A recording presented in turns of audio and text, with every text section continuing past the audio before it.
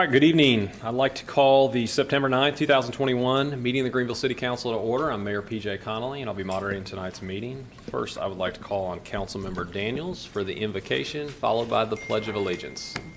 And I'll be calling on Minister Emmanuel McGirt to do the invocation for us tonight. Thank you. Thank you. Let us pray.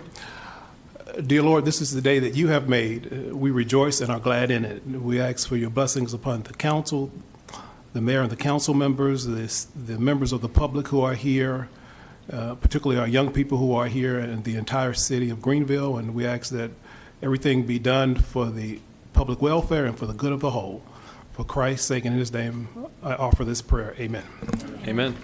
Please stand for the Pledge of Allegiance.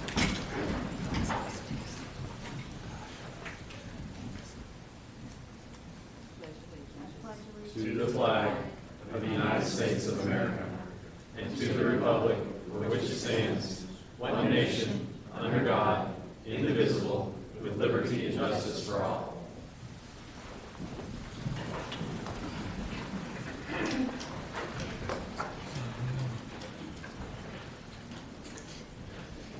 All right. We'll now move on to the roll call.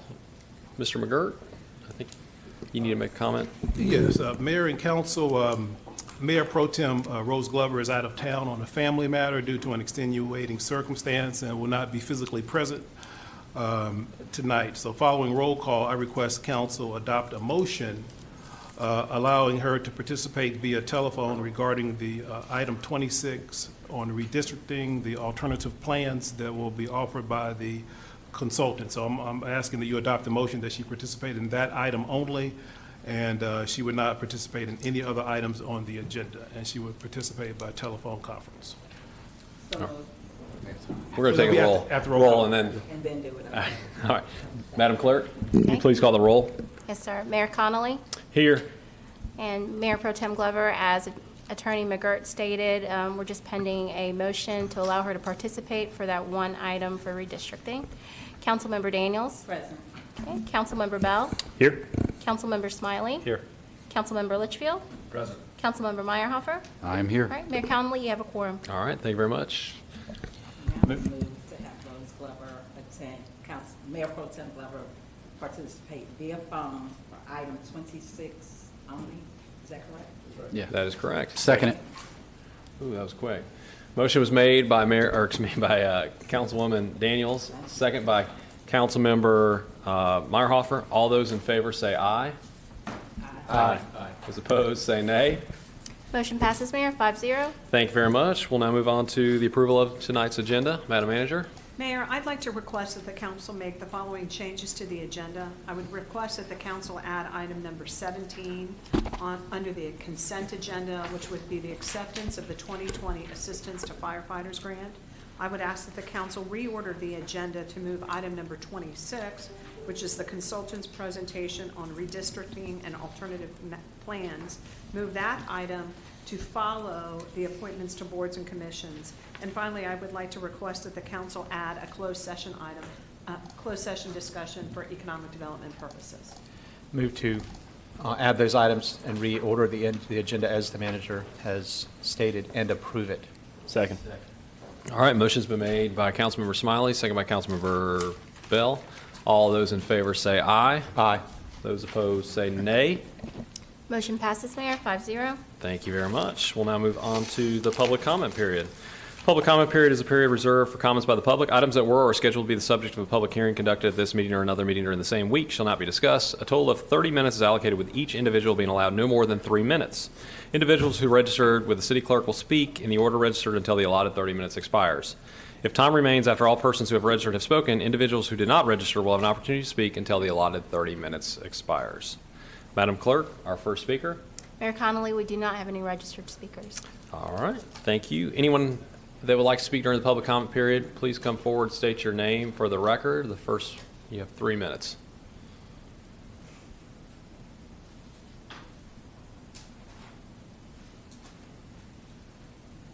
No one? All right. We will close the public comment period. We'll move on to special recognitions.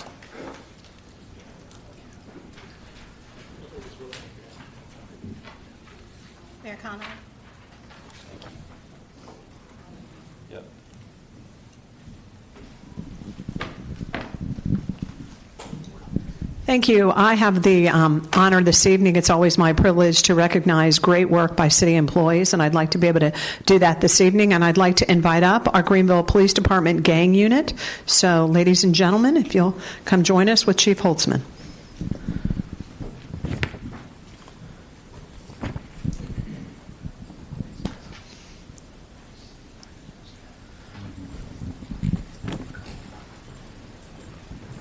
Guys look so serious. I know. You guys looks very serious. Become number one by being There you go.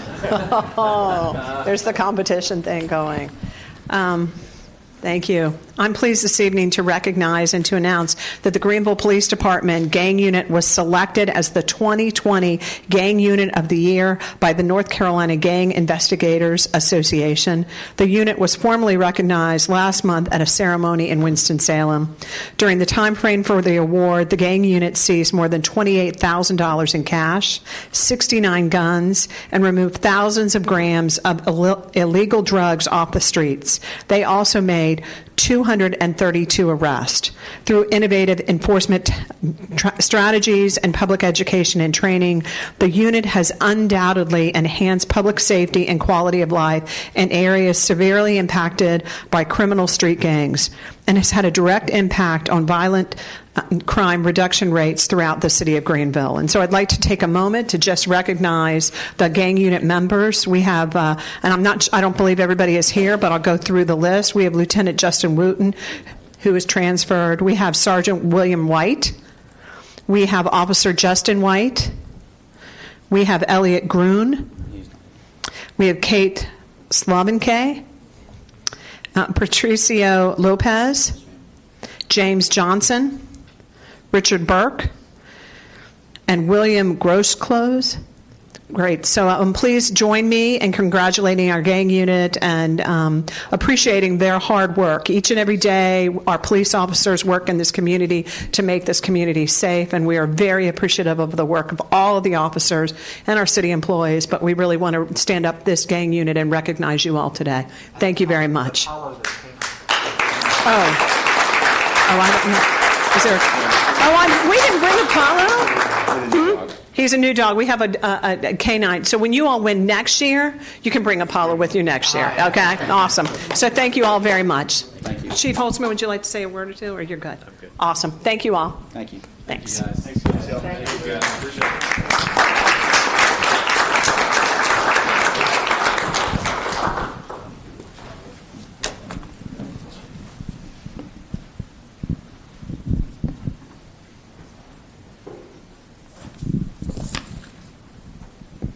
All right.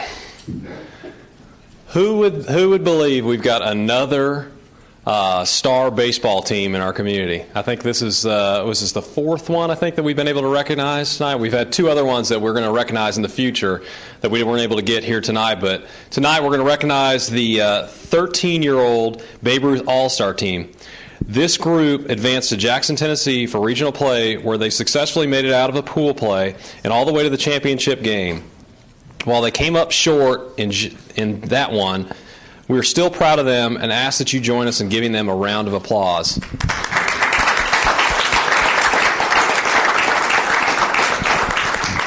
As I've said at some of the other meetings that we've had a tremendous amount of baseball talent in our community. It's one of the reasons that I decided that I wanted to come back to Greenville. I love the people here, but I also love the baseball atmosphere, and that's what brought me to Greenville. So you guys continue the great tradition in our community, and you're going to continue to play well. You've got many games ahead of you. You may not have won the championship this time, but next year you guys are going to be the champions, because Greenville is filled with nothing but champions. So if you guys would come forward as we announce your name, we've got a certificate to congratulate you on this great accomplishment.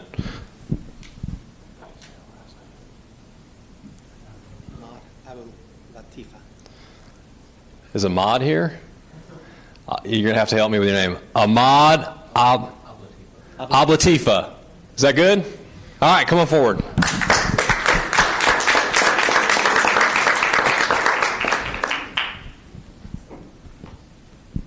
Congratulations, Ahmad. Tucker Anderson.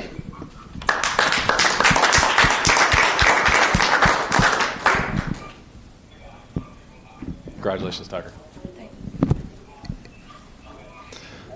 Rondi Bryant.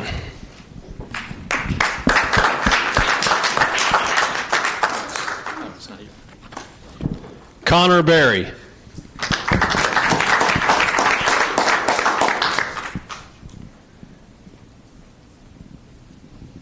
Congratulations, Connor. Thank you. Suter Howard.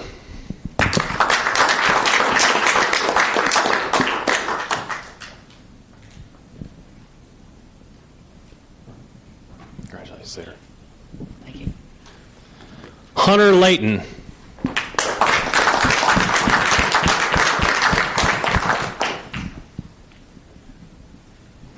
Congratulations, Hunter. Corbin Logan.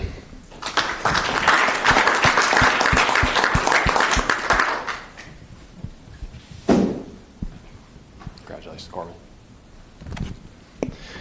Josh Robertson.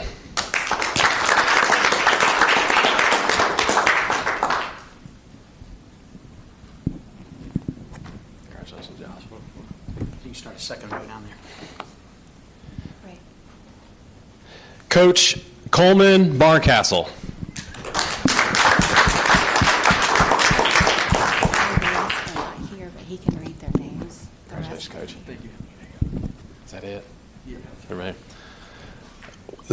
Not everybody's here tonight, so we're going to still read their names. Coach John Jacobs, or Josh Jacobs, excuse me. And some of the other names that were not present tonight: J.T. Williams, Tyler Jones, Parker Mercer, Brighton Rawls, Harrison Corey, Joyner Haddock, and Tate Piner. Again, congratulations, guys. We're really proud of you. It's awesome to be able to recognize teams and all the great work that you guys are doing, and continue to excel not only on the baseball field but also in the classroom, because that'll get you to go the furthest in life. So continue up to do the good things that you're doing, and we'll keep following you, and we'll keep recognizing you as you keep winning. So congratulations, guys. Coach, you want to say anything? Good? All right. We're gonna. You want to get a picture? You got one. Maybe you guys get together and get 2 rows or something. Yeah, that's going to go.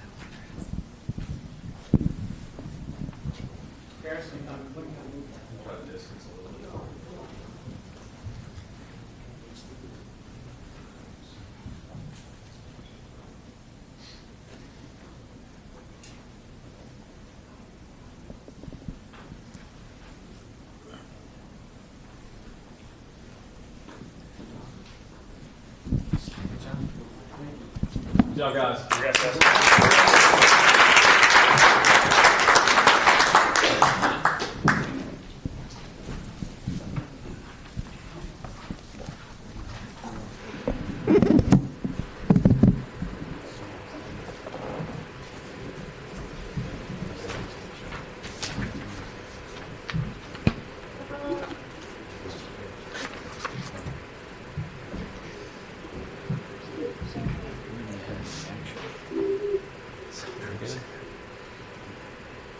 All right.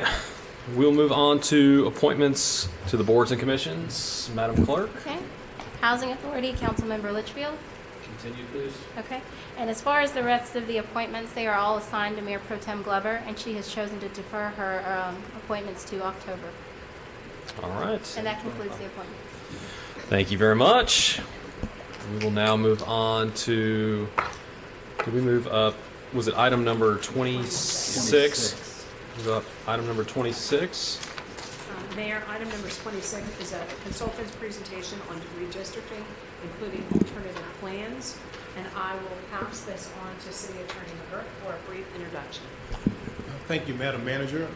Again, Mayor and Council, this item is 26, consultant's presentation, redistricting, alternative plans, and we'll have our consultants, Mr. Blake Esselstyn and Mr. Adam Mitchell, give a presentation about the alternative plans that have been drawn to comply with state and federal law.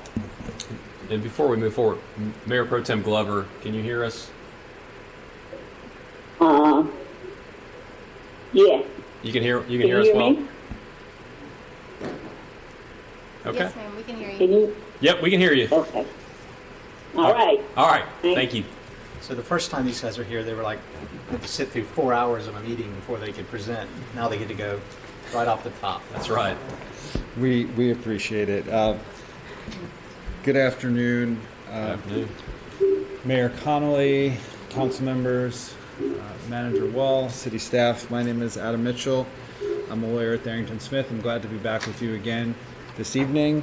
With me is my colleague Blake Esselstyn, our demographer. We've been working together very closely on this project along with your fantastic staff. And I'm going to just orient us to where we are in the process, and then I'm going to largely turn the mic over to Blake, and then we'll come back and help with next steps and moving forward.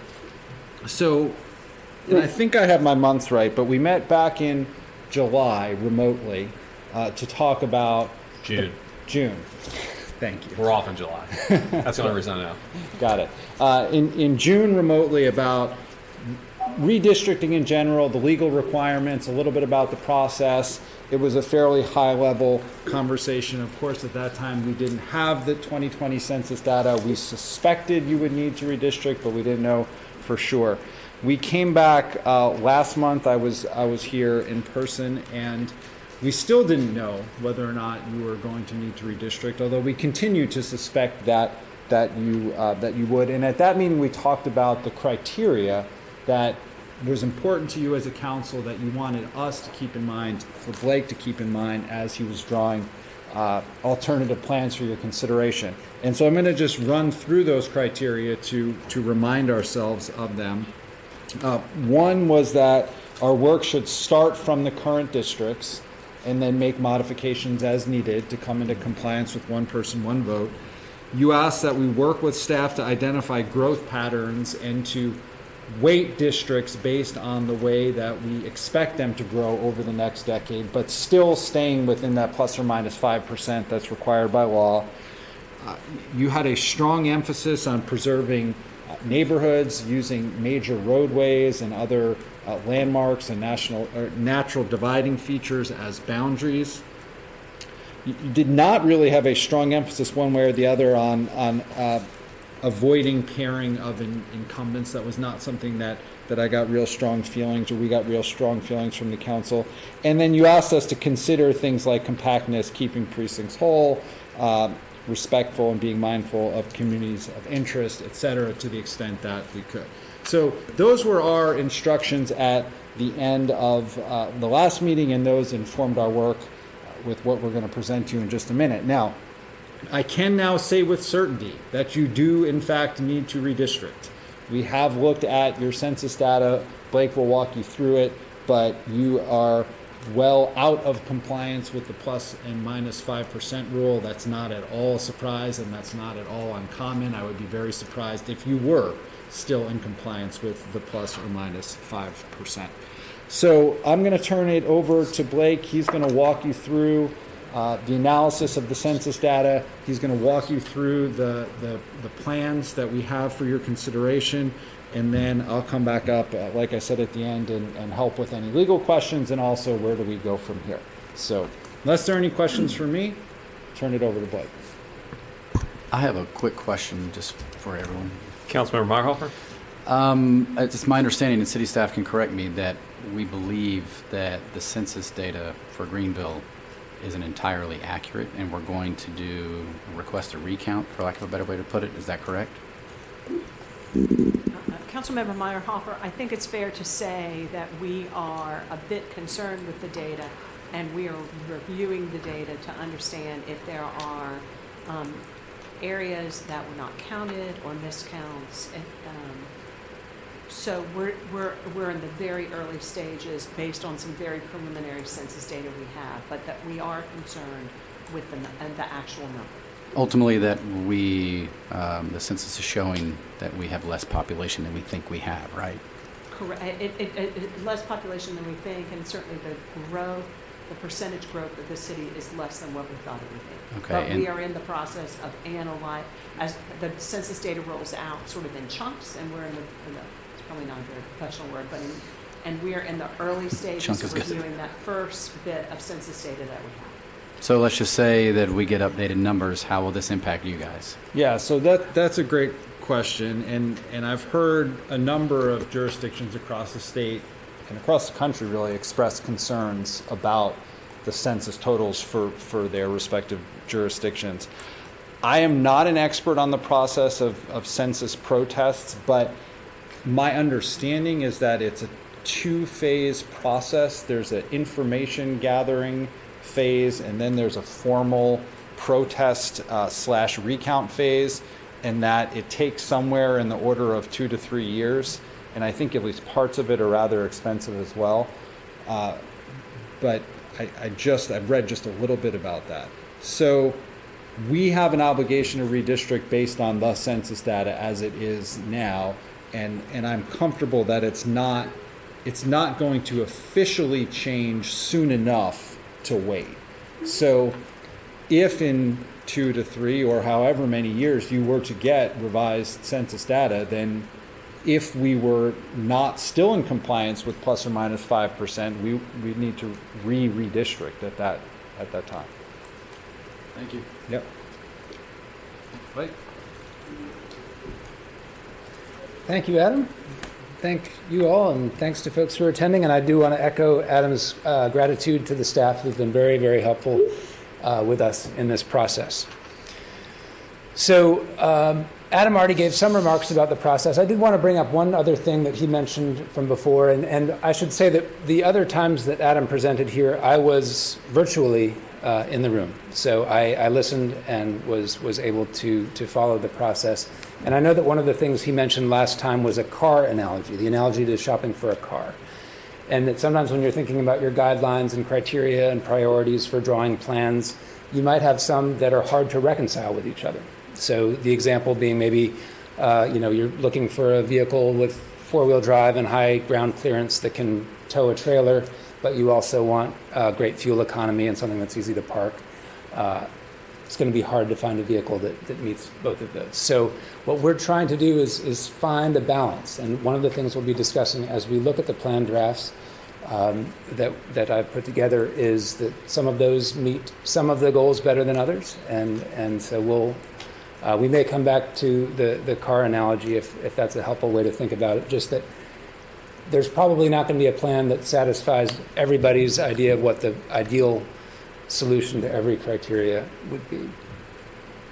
There also are, we can go into the statistics, and as you can see on the slide here, there are a few caveats. So the total population for the city increased by about 3,000 people. What's interesting, or there are a number of things that are interesting, but one of the interesting things was that in 2019, the prediction was that the population increase was going to be more like 9,000 people. So it is still significant growth, 3,000 people, but less than was expected. And as Adam said, the districts are, and I'm going to change the pointer here to a laser pointer to make sure that folks in the audience and anyone looking remotely can see this. So I'll be gesturing at the screen a number of times. What this table shows is the population of each district. These are the existing districts based on the 2020 population counts. And the one row that is highlighted in green is the one that actually falls within the plus or minus 5%. So you can see here in the far right column, that's showing the percent deviation, and that's about negative 2%. Whereas the other districts are quite a bit either higher or lower. You can see that District 2 is substantially high, District 5 is substantially high, and Districts 3 and 4 are substantially lower than the ideal district population. Yes? Okay. Thank you. So what we have here is, as I said, you can see that there are districts 3 and 4 here that will need to have population added to them, and districts 2 and 5 will need to have population taken from them.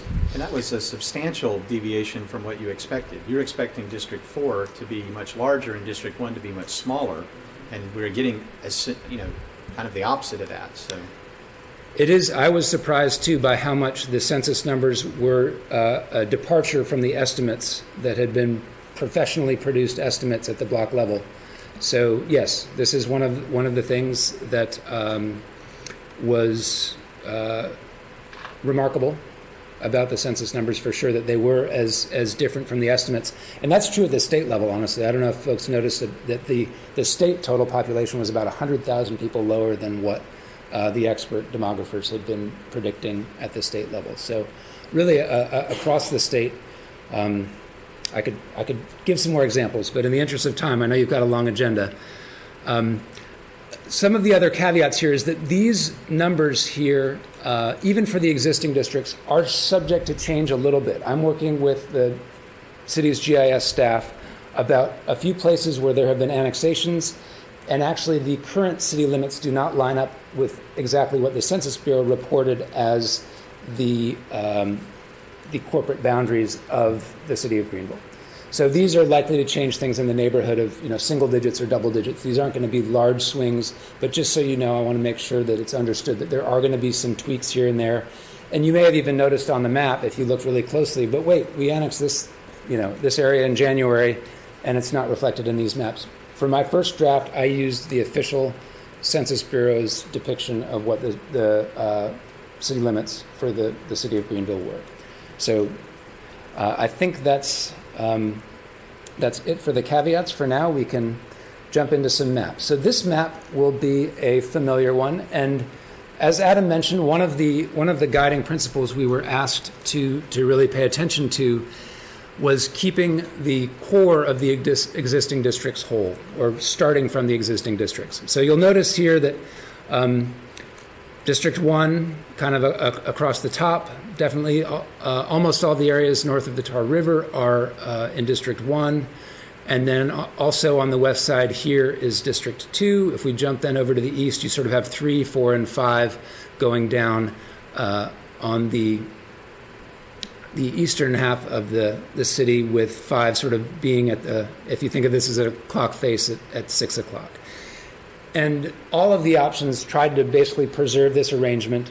You'll notice that most of the districts come close to the uptown area, if not actually include part of it.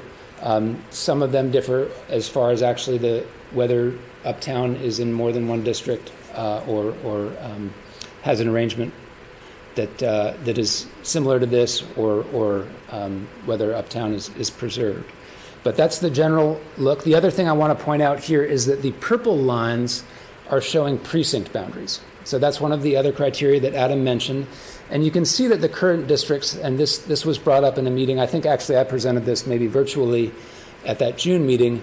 This precinct boundary that I'm tracing here has 3 different council members representing that precinct. There's also an unusually shaped precinct that includes this sort of triangle here, as well as this whole area out here.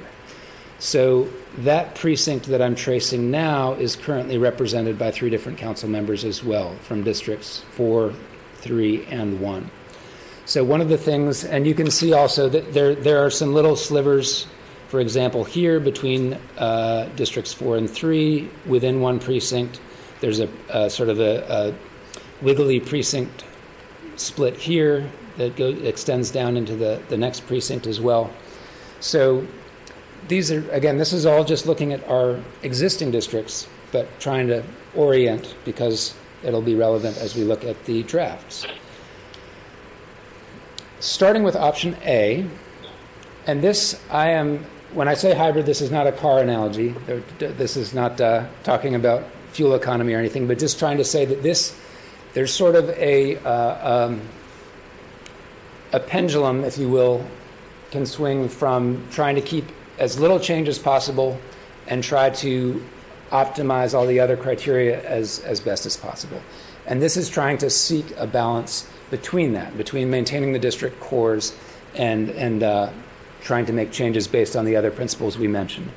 So I tried to really pay attention to recognizable, discernible boundaries here, the landmark features. So for example, this boundary here between districts 3 and 4 and 3 and 5 and 2 and 5 along here, that's all that's all Greenville Boulevard. And this, for example, there are some split precincts. There are a few. I was not able to eliminate all of them, but for example, this line between Districts 2 and 3 that continues up as the western boundary of District 3 is the railroad tracks. This is also a division, for example, of a precinct, but I believe that one is following, I think that is Farmville Boulevard. The precinct split here is following Red Banks Road. So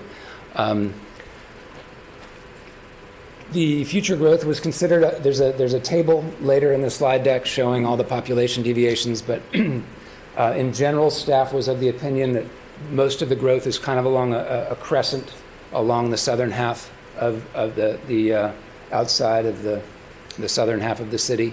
And so accommodating the future growth in those districts by making that population a little bit below the ideal to absorb future growth. And this plan does not pair any incumbents. Each council member elected by district would be in his or her own district. I did want to zoom in on this detail. If you look at this area here, you may have noticed that it looks like there's a part of 4 that is not contiguous. In other words, this part of District 4 and this part of District 4 don't seem to be attached. But if we zoom in, this is South Charles Boulevard and East Fire Tower Road. If you look very closely, there's actually, the census block includes this strip on the east side of South Charles Boulevard. So there actually is a connection. I understand it's a skinny connection, but they are actually joined, those segments are joined. And the reason that they were drawn that way, I could have made a wider connection, but it would have meant splitting a precinct. So you can see this precinct boundary here, and it's following. I'm sure that. there's a sidewalk there. I can walk on the sidewalk to get from one part of my district to the next.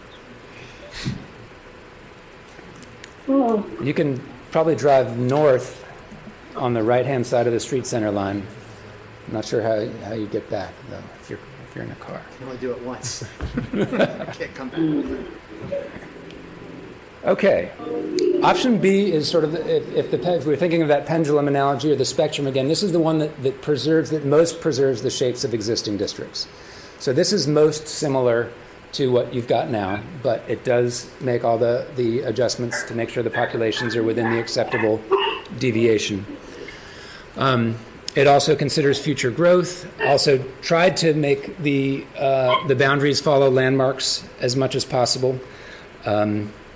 And you can see that this one does actually still have some split precincts. So, for example, this precinct that was split 3 ways before is split again. I think the ways it's split are maybe a little cleaner or along major features. That same precinct here that's represented by 3 people now would be still represented by 3 people. So again, by trying to minimize the number of changes, I was not able to do as much in the way of keeping precincts represented by a single person. And this is the option that has the most precinct splits. And also, as with option A, I don't have as much to say about this one because it's pretty similar to what you've got now. There are some changes, and we'll be looking, there's some slides later that actually will help show what exactly has changed. But this one also does not pair any incumbents in the same district. Councilmember Bell. Does this option create a net gain or loss of precinct splits? I believe it is a net loss. I was able to remove some of them, yes. Right, so it's compared to the existing, it would be an improvement. Okay, thank you. Councilmember Litchfield. All 3 of the options are improvements, or just Yes, because this is the one that has the most splits, and yes. How many splits do we have currently? I don't have a number. I didn't generate a report on that, but I can certainly get back to you on that. Thank you. It's a good question. Mayor, can I ask a question? Yeah, Mayor Pro Tem Glover. Yes. I'm looking at option B here, and I don't know if you looked at the reason why the maps were different before. was to get my home area in the map. Now it's been cut off. So I don't know how District 2, I don't want to be annexed out of my district and not be able to represent it, because the way this map is looking at it, what concerns me is that you've got some of one, and looks like Dixon Avenue is really not populated that heavily, and it doesn't look. I don't know how you came with this, how you come up with this by taking that top portion off of District 2, because if you look at the old map, there was just a little stuff on top of District 2 that was to get my address in there. So I don't know if you saw that or not in the other district or what, but the way they had done redistricted it before, and I'm concerned that you may have took me out of District 2. So am I understanding correctly that you believe that this option B does not have your home address in District 2, which is the district you represent? Yes. Okay. Yes. I can jump to the interactive map that the city's GIS coordinator created, and we can, let's look at, this is option B. I'm going to turn off. So I was provided with your address from staff, and I believe, as I recall, it's in this area. I can let me turn off this just for now. Can you see the street names here enough to, or does someone know the?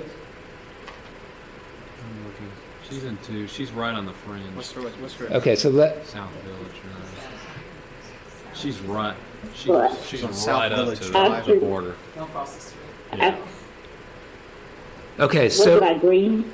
yeah, and I can also change the transparency here. Let me make this if that's, well, that again, it's the balance. It's the spectrum between being able to see the labels and being able to see the colors very clearly. But it sounds like some of your colleagues here and staff believe that your address is just barely in District 2. Yeah. Can you move it to the west? Right there. Yeah. Helping that still and go back the other way. Cherry, Imperial, and all those streets. Yeah, To the map. Okay. yeah, if you're So, south of 10th Street there's and no- east of 11 and Memorial, you're there. She's right. And I'm not seeing. You- I am not Council- seeing. I can look up an address.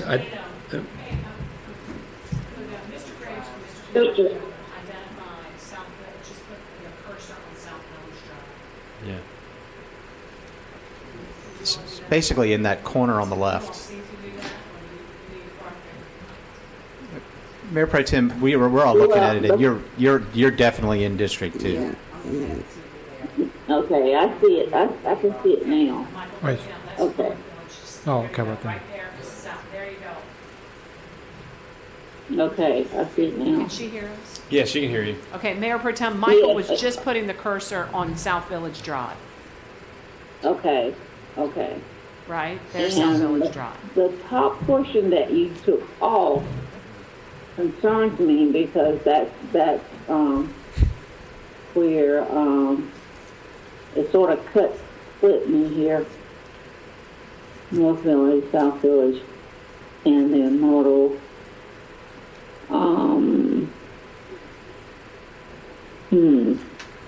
Okay, I still have some concerns. So let's just go on and I'll address it later, or how do you guys want to do it? Still make changes.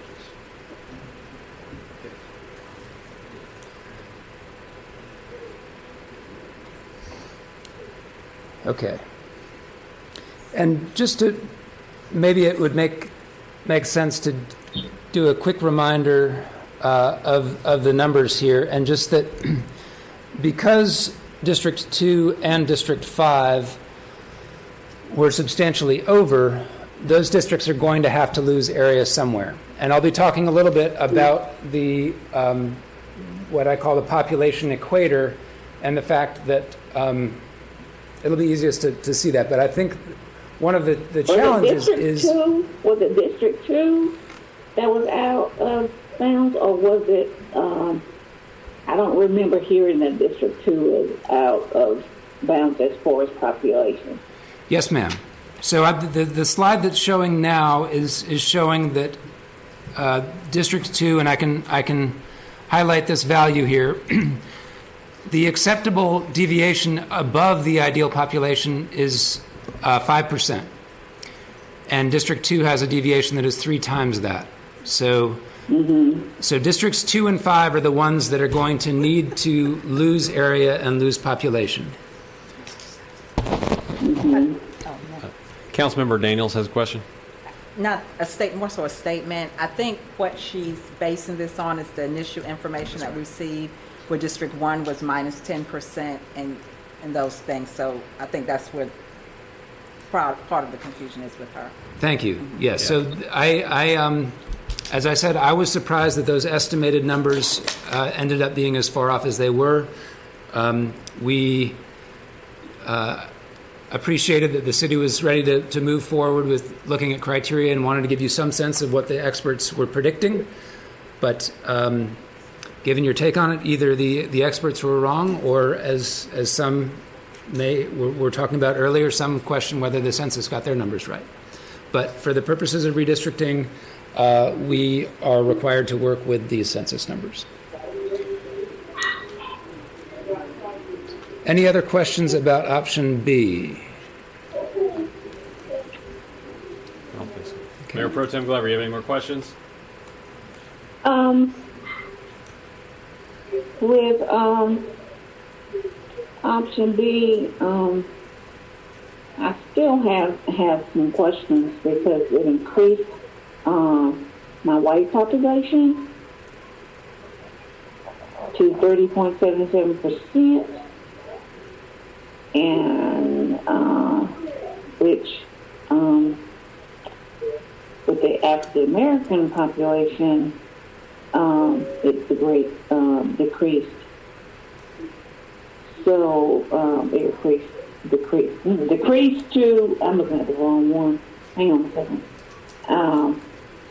It decreased to 59.14%, and 30% of that is Caucasian.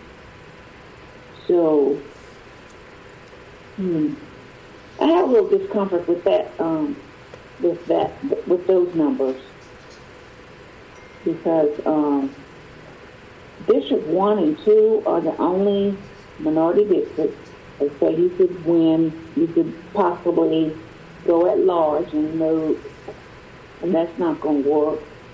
So African American only held that position once. So I have some concerns with that. It's like almost like it's easier to just get us out of the game. I'm sorry, could you say that again? It's almost, it would be easier to... Excuse me? I didn't hear the last thing you said. Well, to me, it looks like it's a way to decrease African American participation on the council. That's our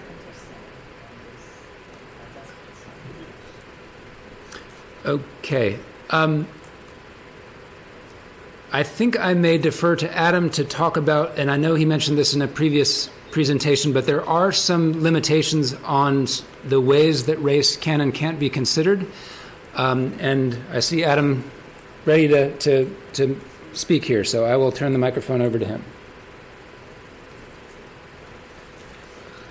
Thanks, Blake. So the topic of race in redistricting is certainly a complicated one. We can't use it as the predominant factor in drawing election districts. It can be considered, and it certainly also can be relevant when you're looking at cultural groups, communities of interest, etc. I think that all three of our plans strongly, in my opinion, maintain majority minority voting districts in districts 1 and 2. And again, we didn't do that because we were looking at race as the predominant factor. We looked at that because we started with your current districts, and then we made the changes necessary to comply with the law. Now, there, as Blake said, there are always going to be trade-offs, and so if we were to say create a plan that increased even more the African American population of those districts, it would surely give way to some of the other criteria that are important to the council. So we tried to strike a balance, but in my opinion, districts 1 and districts 2, African American voters should be able to elect candidates of their choice, and we certainly did not do anything that we believed would diminish that. So that's my view on that issue. And you have a slide on this. The African American ratio in districts 1 and 2 is almost the same in all three sections. Correct. In District 2, for instance, one of them has it at 57.5%, one of them has it at 58.5%, one of them has it a little over 59%. So it's essentially identical in each option A, B, and C. Correct. And District 1 is much the same, hovering right around 60%. So they're all about the same from that standpoint. And that slide, whatever, yeah, it's 17 is right. on. It's the data chart. But it's important to point out that we're not making a decision tonight. There's public input, and we go back to the drawing board, and it's important to recognize that no decisions are being made tonight. And there's public input sessions, and we go back to the drawing board, and, potentially, it could be a hybrid option of A and B and C, right, that we end up with. These are just kind of recommendations and a starting point. So there's still continued work to be done, and Rose, your input is obviously really important, and your concerns are valid, and we should all get together and talk about those. Yes, because in the past we have met with the consultants, and the council met with the consultants with the attorney present, so there wouldn't be any, voting against anything else. And this is a little different to me because I don't feel like we have the opportunity to say, ask the questions that in the past I've been through too, redistricting, and they were both basically the same. Because really and truly, if you don't involve the people who are elected by the people, that's a problem with me, and I'm sure it's a problem with a lot of the people, the citizens as well. Even though you're doing your job and coming back and bringing these things before us and expecting us to speak on it without us even being able to really talk to our constituents about what's done and for them. I know you're going to have a public hearing, but I might as well just go and say it. I just don't like the way it is done because there were questions that could be asked during the presentation to the, not the presentation, but during the process where the council members had the opportunity to ask questions, and because really all of us from every district, I don't know about you guys, you can keep up with it a whole lot better, but I just want to be able to tell my constituents why this happened. And if 1 and 2 is knocked off the council, then there will be no African American representation. And it's a possibility, the way this looks, that it could happen.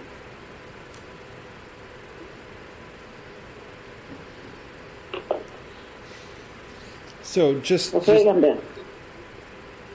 Just as far as process, and we know that you all feel very strongly about having a robust public input process. I'm jumping ahead a little bit, but I think it's relevant to where you all are right now. The only legal requirement is that you have a public hearing. We've had a number of conversations. You all have given us direction to have a more robust process than that, and to have opportunities for more meaningful dialogue, whether that be via email or in person, getting things out there for the public to see. And these, just going back to what Councilmember Litchfield just said, I wouldn't even call them recommendations. They are options, they are alternatives, they are us taking your criteria, using our legal insight, demographic insight, and presenting you with alternatives. When I did this 10 years ago, I had lots of plans that were adopted. I used numbers last decade, I don't know why, but I had a lot of clients who adopted Plan 2C.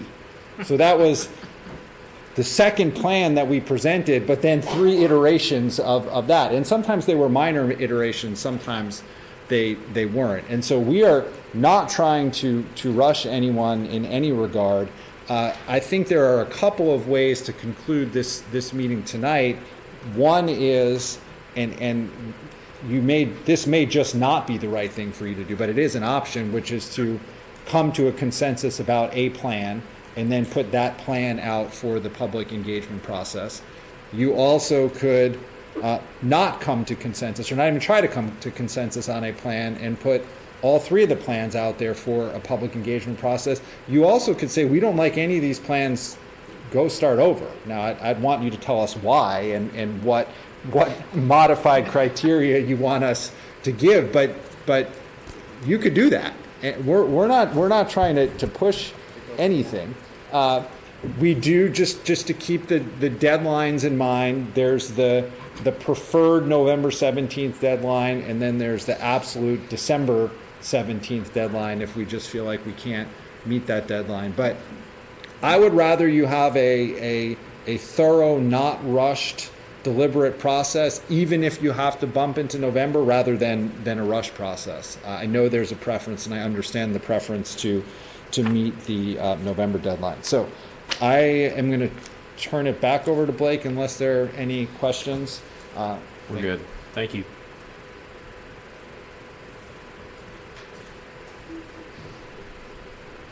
Thank you, Adam. We knew you needed a break. Yeah. I used to be staff at a municipal planning department. I was the GIS person for a city planning department, and I've had my share of long meetings, and so thank you. I'm grateful to Adam for many reasons, but yeah. I'm going to move on to option C. And this is the one that departs the most. So this is really the other side of the spectrum. Again, option A is sort of in the middle. Option B is staying closest to the existing districts, and option C is definitely the most radical. I shouldn't say radical. It's the most significant departure. So this one, rather than giving quite as much emphasis to preserving what's already there, this one is focused on compact, clean boundaries, what I'm calling the geographic balance of population. Also, again, as with the others, considering future growth. And here there's just one interior precinct split, and that is this one here between districts 2 and 1. And this one, however, unlike the other two, as Adam mentioned, the feedback we got from earlier meetings was that preserving incumbents each in his or her own district wasn't necessarily something we should heed. And this one actually ends up, there's District 1 has 3 incumbents in it. So that means that 2 of the other districts have 1 incumbent, and 2 of the districts have no incumbent. The major highlights to cover here, I mean, again, you can see that there is the 1 interior precinct split, but in most other cases, the precincts are intact. There's an exception down here on the periphery, and there's a little exception here that I'll talk about. In fact, there's a detail on the next slide. So this, the reason that even though having this little bit here down at this southeastern part of this precinct might be, some might say it might be better to have it with District 5, the pink district. But there's actually, again, one of these long kind of thin tendrils, so that this is all connected to yellow, and it seemed to make more sense rather than to have this little bit in this precinct separated from that. But for the most part, option C keeps precincts whole. There's another exception up here in this area. But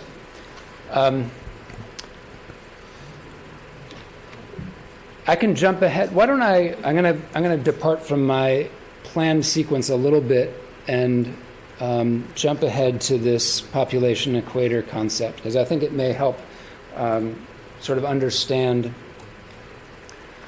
where some of the logic and my motivation, but my reasoning in option C was coming from.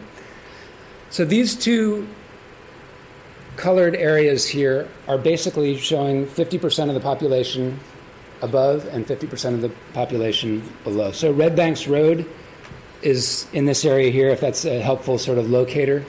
Half of the current population of the city of Greenville, according to the census, lives south of Red Banks Road. 4 of the incumbent districted council members live north of that. There's 1 incumbent who lives south of that line. And the closest incumbent to that line is about 3/4 of a mile away. So when I'm talking about population balance, one of the things I was looking to address, mostly in option C, is the fact that half the population is below that line, but the districts all had sort of areas extending up beyond that, and that's where the incumbent lived, either over to the east or in other places. So this is one of the reasons that option C departs as much as it does, is to try and have, there are 2 districts that are essentially wholly southern districts. Is there any compelling reason, though, that the line of symmetry needs to be east-west? I mean, couldn't it be north-south, and then you'd have probably 2 or 3 members of council living almost right on the line, right? So I'm just curious what the... That's a great question. In discussions with staff when I was here, there was, and this is, as I mentioned before, in terms of considering the new growth, and my driving tour of the area, just in terms of character and neighborhoods and things like that, there did seem to be a lot of the newer developments, a lot of the more recent annexations are in that southern area. But I mean, from a yes, one could make an argument for doing it east-west. You're saying it's the professional judgment that this is a good. I mean, I'm fine with that. I'm saying that. I got. But it's one, it's a consideration that I took into account, as I said, mostly for option C. And I bring it up just to, if some folks are wondering why the districts to the south. And let me jump back to the third option C slide. You can see that districts 4 and 5 are pretty much entirely in that area. And again, with Greenville Boulevard and other major roads as dividing lines. Okay, so Councilmember Bell's got a question, I think. Yes. So option C, replaces 3 incumbents. Would you say that option C also shifts around constituents out of their current districts the most? Yes. Okay. Yeah, yeah. And so, and that's a good point. One of your considerations was, starting with the existing districts, and we still have the basic pattern we talked about before, with 1 and 2 here going north to south on the east side, and then 3, 4, and 5 kind of along the south, with 5 being in the middle, at the bottom of the clock face, if you will. But yes, this one for sure has the most departure. And then the maps that I'm showing next will be able to depict that a little bit.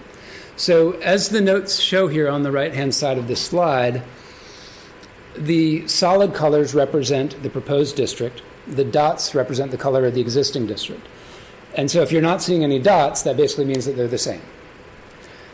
And as we mentioned, District 3 had a significant population decrease.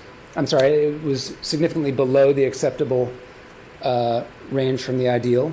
So District 3 gains area. It also, there's some area here which was formerly District 3, which would now be in District 4. This is that sizable precinct here, which also has the tail going into this area here.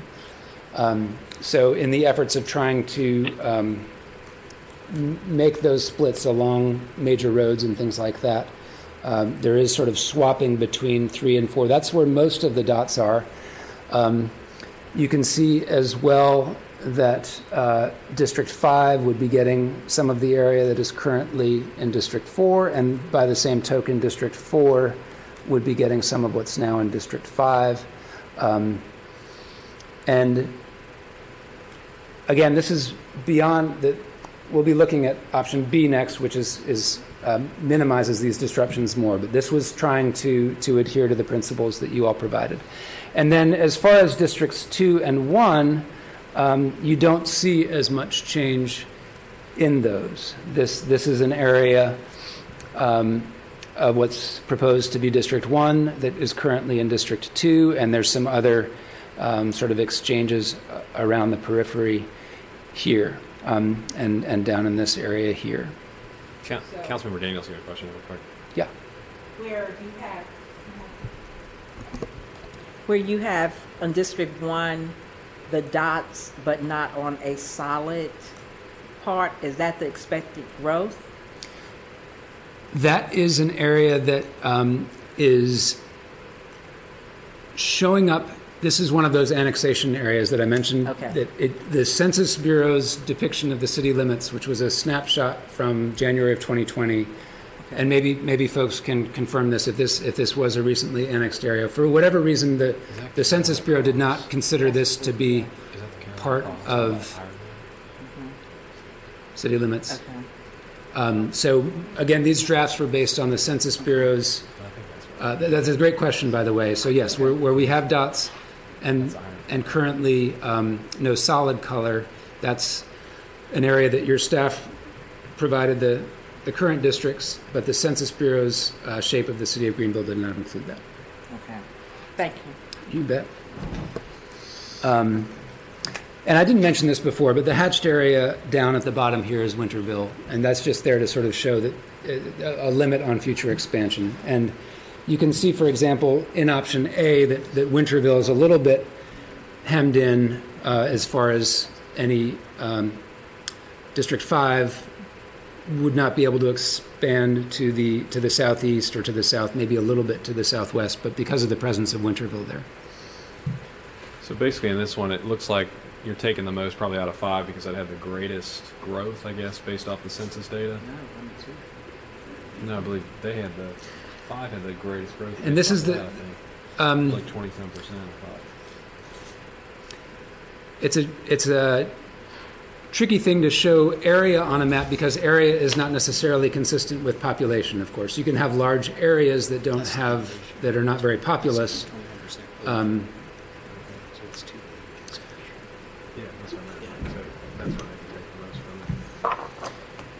And maybe one way to help sort of understand this too is in contrast, and I didn't point out here too that it didn't show up super clearly on my screen, the difference between, I'm just noticing it now, and I'm glad I noticed it because it is significant. This is another area where District 2 would have some of its population removed. And the distinction between the green and the yellow is a little bit hard to see. But the area I'm tracing here is currently part of District 2, and that would become District 3 in option A.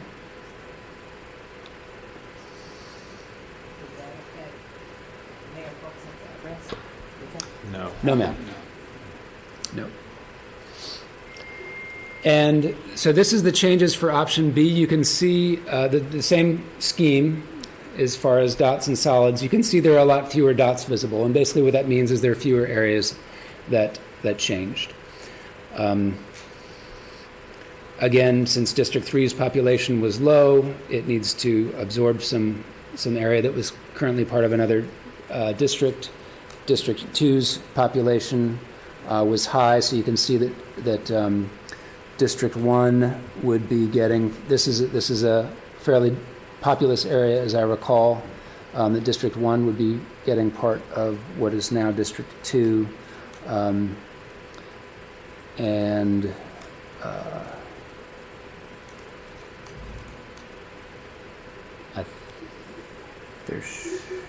I believe that's where most of the changes were, actually, because of the density of this area. It was enough to shift the population there. Same idea for District 3. I'm sorry, District 3. For option C, you can see many more dots here. So again, as we've discussed, this is the most significant departure. District 1 would extend more down in this area, taking areas that had previously been parts of District 2 and District 4. District 2 would be moving over into area. I don't like that one. Nope.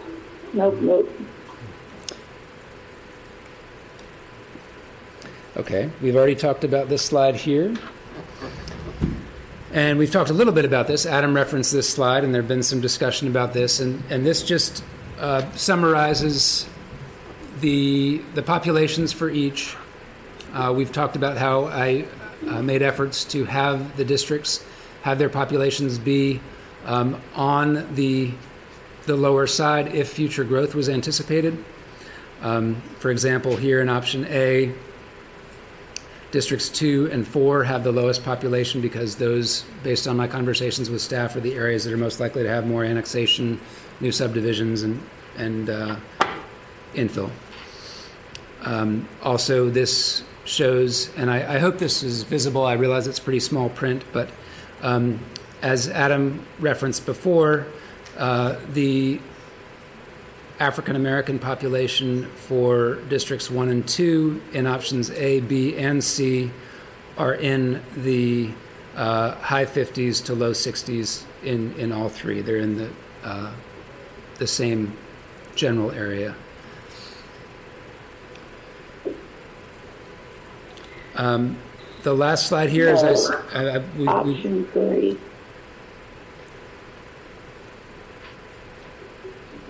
Okay. At this point, we are welcoming discussion. I also can go back to that interactive map if there's specific questions about areas that would be subject to change, or questions about whether there are specific areas in or out. We can zoom in, and thank you again to staff for working on that. Adam, did you have something you wanted to? No. Okay. All right. On deck to use any other questions? Baseball metaphor. I just think it's clear we should go with option C, so we have 3 council members fight to the death in the next election. But other than that, and one in a completely different district. Throw away all my business cards. And you go back you can to change the number of the district. To the option. Mayor Pro Tem Glover, what was that? You want to go back to which one? The map. I think option 3. Yes, ma'am. Option C.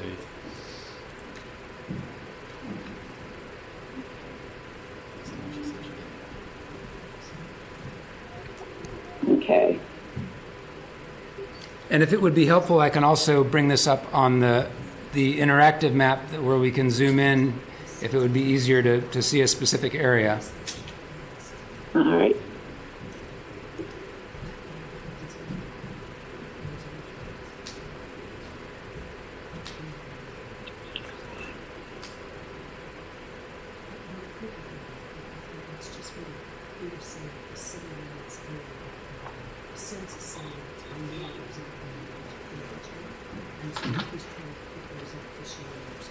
Any particular draft? Thanks.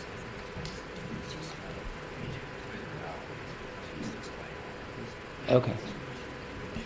So she wanted to see C. Mayor, So Mayor if Pro you- Tem Glover, can you see this? Yes. Are you? Yeah. Do you need him to zoom in at all, or? Kind of zoom in a little bit so I can see. Are the streets up here? Yeah. Yes. Harrison. And you're specifically, you just specifically want to see District 2, is that correct? Yes. Okay. Can you zoom in a little bit more, maybe?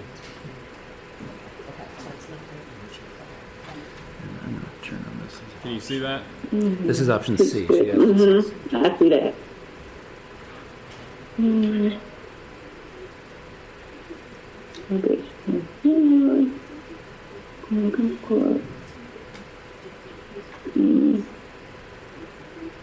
That those little out are between the purple and the green, the little line. Does that mean there's more to annex from my district? So, in this situation here, your district, you would, as I recall, your address is actually in what is District 1 in this draft plan. Yeah. So, when you so you knock me out, I can't run. no, Okay, well, so this plan is totally out.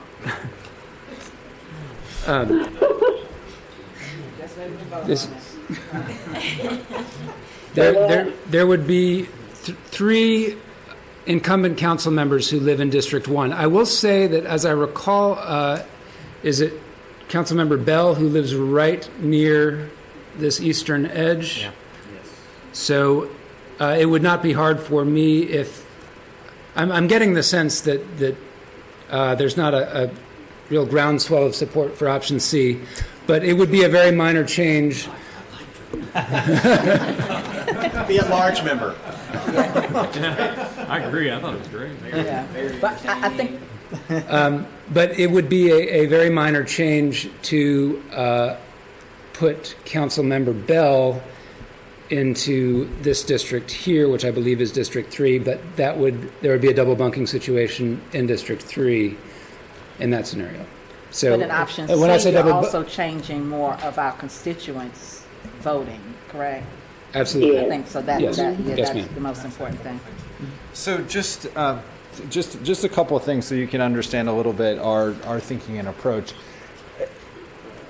I believe it was Councilmember Smiley did state fairly clearly that double bunking, we shouldn't overly prioritize not double bunking. So we brought you two plans that actually do avoid double bunking, but we felt like it was important to bring you one plan where that was less of a priority, and what you get by that is a little bit of a nicer shaped map. So you've got these criteria that are rubbing up against each other. We don't have any preference whatsoever, but we're trying to show you at least the various ends of the spectrum and what some nice maps can look like, keeping you all in separate districts, and what some nice maps can look like where we don't pay any attention to that at all. So we did, and if you had said to us, don't bring us maps where there's any double bunking, we would not have. So this is not us saying that, this is right or this is wrong. And I just think that that's something for your consideration. If I can, I want to spend just a minute with this tool that your GIS team developed in collaboration with Blake or with input from Blake, but they really developed it, and I like it very much. And I think it also can be really useful when you get into the public input process. So when you pull this up, you have a blank map of the city, nothing there. Then it says up here, choose layers, choose a draft to explore. So you can click on current city council districts, and then those come up. You can click on draft plan A, and that comes up, draft plan B, et cetera, et cetera. And you also can input an address, and it will zoom right to that address. And so if you or a constituent wants to know, where am I in the current plan in options A, B, and C, this tool will enable them to answer that question fairly quickly. And you also can zoom in to a very fine level, street by street, block by block. So I like this tool. I think it's a really powerful way and a simple way to present a lot of information, and can be useful for members of the public. And just one last piece of legal advice. Backing up 5 months and pretending the census never happened and just leaving the maps alone is not an option. Correct. That seems to be that seems to be the groundswell. It's like, let's not change, we fears it. Let's not do it. Yeah. So I will largely throw it over to you. You all have asked great questions and raised good points. And I think we need to at least have a consensus about what comes next. Not a consensus necessarily about what plan we want to move forward with, but do you want to begin the public engagement process with these 3 maps? Do you want to ask that we make any modifications to these or bring back different maps? Do you want to, and again, it seems like you don't, but try to reach consensus on one map and put that forward? I think those are all appropriate options, and again, the only legal requirement is that you have a public hearing, but I know you all are going to do more with your staff and as much as we can possibly help. Councilmember Smiley? I'd like to see us, have an open house or two for the public, right, where we print these maps big, so that people can actually sort of find their house on it.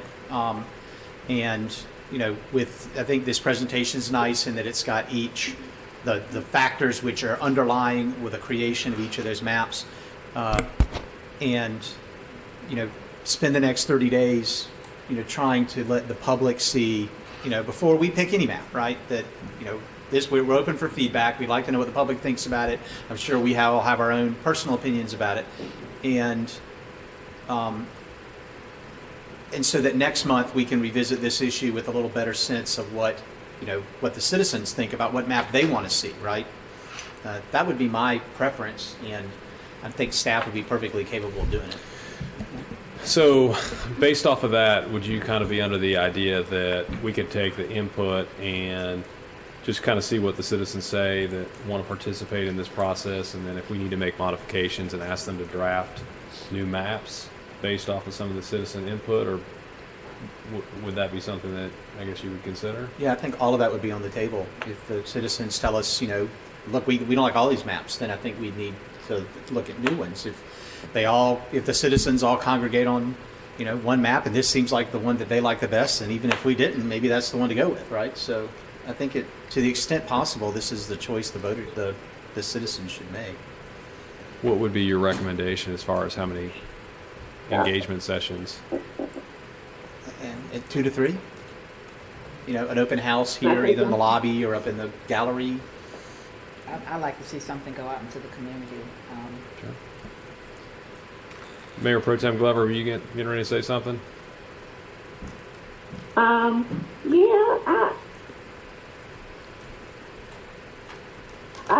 just want the I don't know if the citizen input would make a difference in any way, but I think that we really need to I don't know, I think that because we are the representatives of the people, I think that the people need to know what's going on, and and how, what changes are, because, you know, they'll may be confused and may go to District 1 to vote for District 3, but I don't know, I'm a little frustrated with this process because citizen input would have been in there by now when you came back out with the map this time. And actually, the council has the vote, so I really think that people should, I'm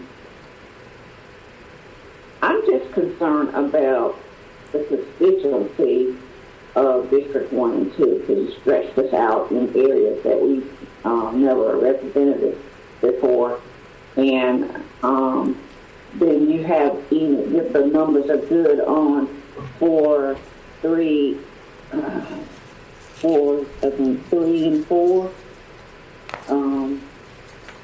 3, 4, 5, that's the numbers. And even though I have these numbers here saying that mine is minus 644, I would like to see exactly where. If you only did a little small map of District 2, showing where you took the people from District 2, and why you put them in District 1. Could you speak up a little bit? We're having a little bit hard time hearing you. Okay. It just seems like, you know, it's always going to be District 1 is going to borrow something 2, District 2 is going to borrow something 1, but how do we get out of this thing where we could actually, how it looks now, like, you know, African Americans could lose a seat. I know that it doesn't matter as far as the redistricting is concerned, but it does matter to me that every voice was heard in the city. And so I just think that you robbed Peter to pay Paul, so Paul now Peter is broke. Okay, that's my analysis. As far as the engagement process is concerned, too, you know, one thing I just thought of a few minutes ago is I think it would be important to make sure that the citizens that are making comments on there, would we take, I guess, information as far as what district they're in, because I'd hate for, you know, the citizens' feedback to be completely skewed from one district and say, okay, well, this is what I'd like to see, and then we've got 15 comments from District 4, and we have no comments from District 1 or District 2, and we use that as a citizens' feedback where, you know, there's no, we use that as those are the citizens that wanted to participate, and use that heavily as instead of, you know, understanding that not everybody from the community, because not everybody's going to go out and communicate. I think that's probably the one thing that I keep thinking of is, even with the fact that COVID's out there, not many people are going to go out to in-house. I'm sorry. District 1 and 2 has a lot of seniors in this that are, you know, they may not come out. And they may be our number 1 voters, but they may not come out to the meetings because they are older. But and you know, either way, this election is going to go off with COVID hanging over our heads, and who's going to come out? So as the numbers grow, will we even have the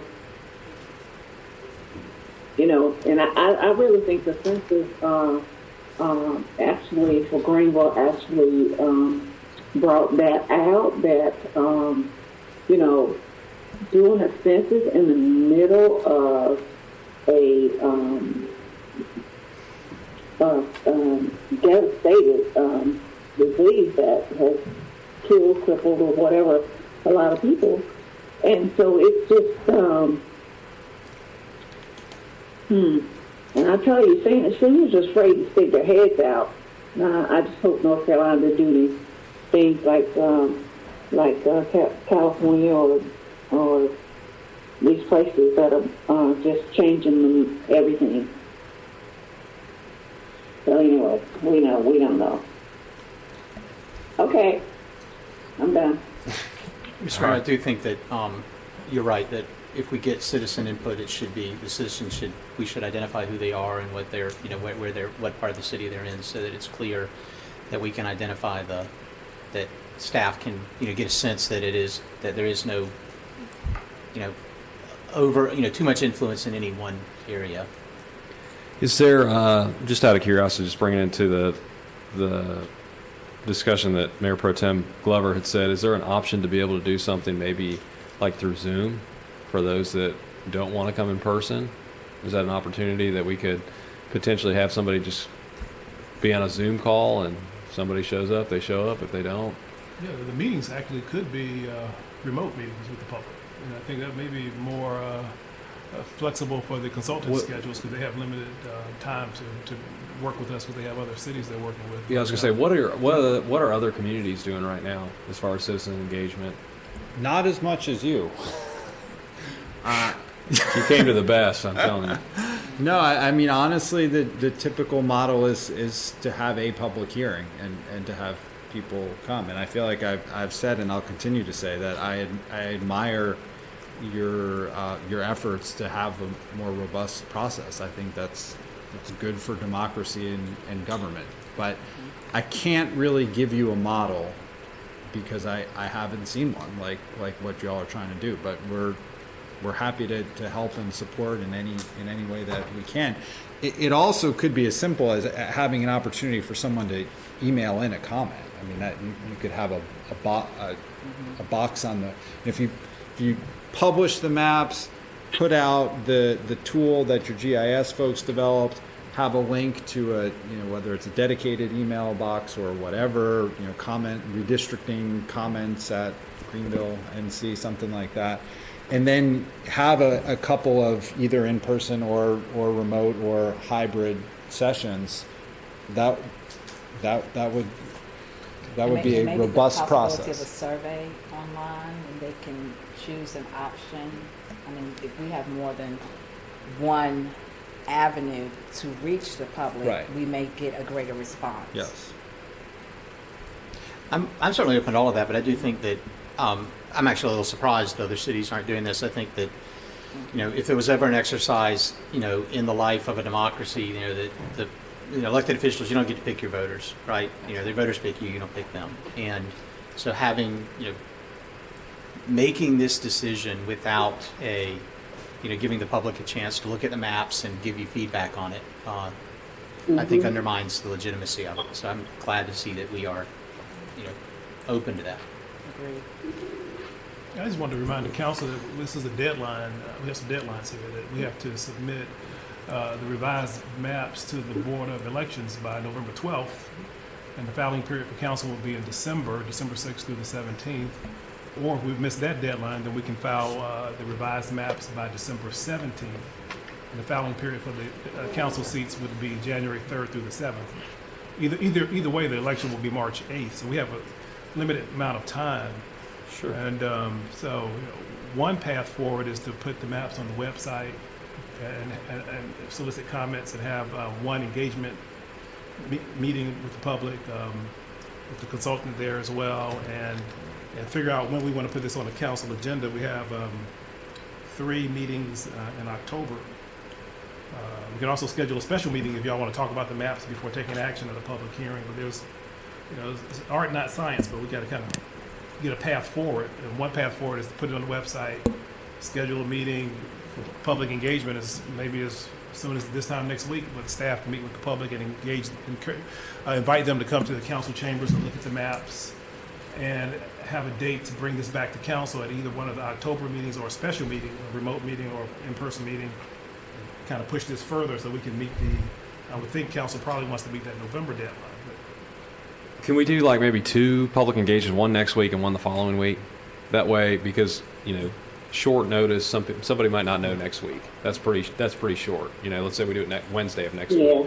That's not a very long time, but, maybe there's some news coverage, or maybe we send out some social media notifications that, hey, this happened. We're going to do another one the following week. That way we've got 2 engagement sessions where they can make comments, and then in that same media blitz that we put out, we can put that, you can submit comments to X inbox, and those will be forwarded to the council for discussion. And then at that point, after that's done, we've got the engagement process complete.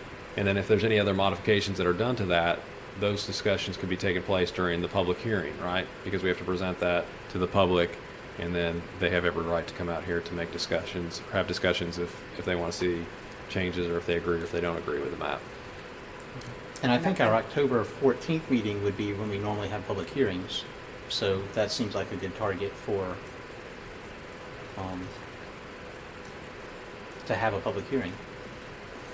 And if we come into accord by that time, then we'll be in plenty of time to get in by November 12th. If we have obvious disagreements and need to do additional work, then that'll be where we are.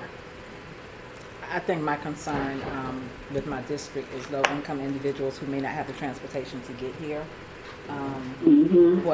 What would we do for those individuals? I was thinking Zoom, right? But suppose they don't have access to, that, and it's going to be difficult to do. I just think we need to come up with a way to. I don't know if transportation. Have we started charging? We are not providing, charging for bus service at this point. It's Okay. free.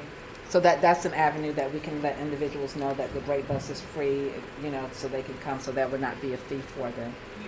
We also, Councilman Daniels has half of ours in the TAP building at Greenville Terrace Park, so the council, part of their public engagement would be to take meetings on the road. We could do that too. We continue to. Okay, thank you. And also, I don't know if people are actually getting out. A lot of people are not getting out now because of the COVID virus. So, and a lot of our churches have not gone back to services. So, I mean, my church has, but how long now? We don't know how long. But this COVID thing's continuing to grow. It's just hard to do something this important in the middle of a pandemic. And so we're in the middle of a introduced gene from the COVID. So, and a lot of, like I said, a lot of people in my district are seniors, and most likely they're not going to come out at night. They're not going to come out at night and hardly comes out during the day. So I don't know how we can do this. I don't know how we can do this by doing it this way. Would you be okay with a hybrid format where you can come in person, or you could do like a Zoom? I didn't hear you. Would you be okay if we did like a hybrid version where they have the right to come in person if they like to, or they can hop on a Zoom call and participate that way as well? Mm-hmm.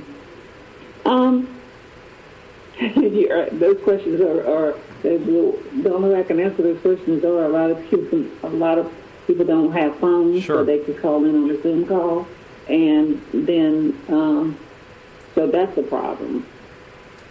And I think I don't know how we would do it, may have computers, but and right now town that we can utilize. It's going to take us getting out into the community as well, and letting them know what's available. Exactly. And I'm not, I'm not there right now. Possibly be back by the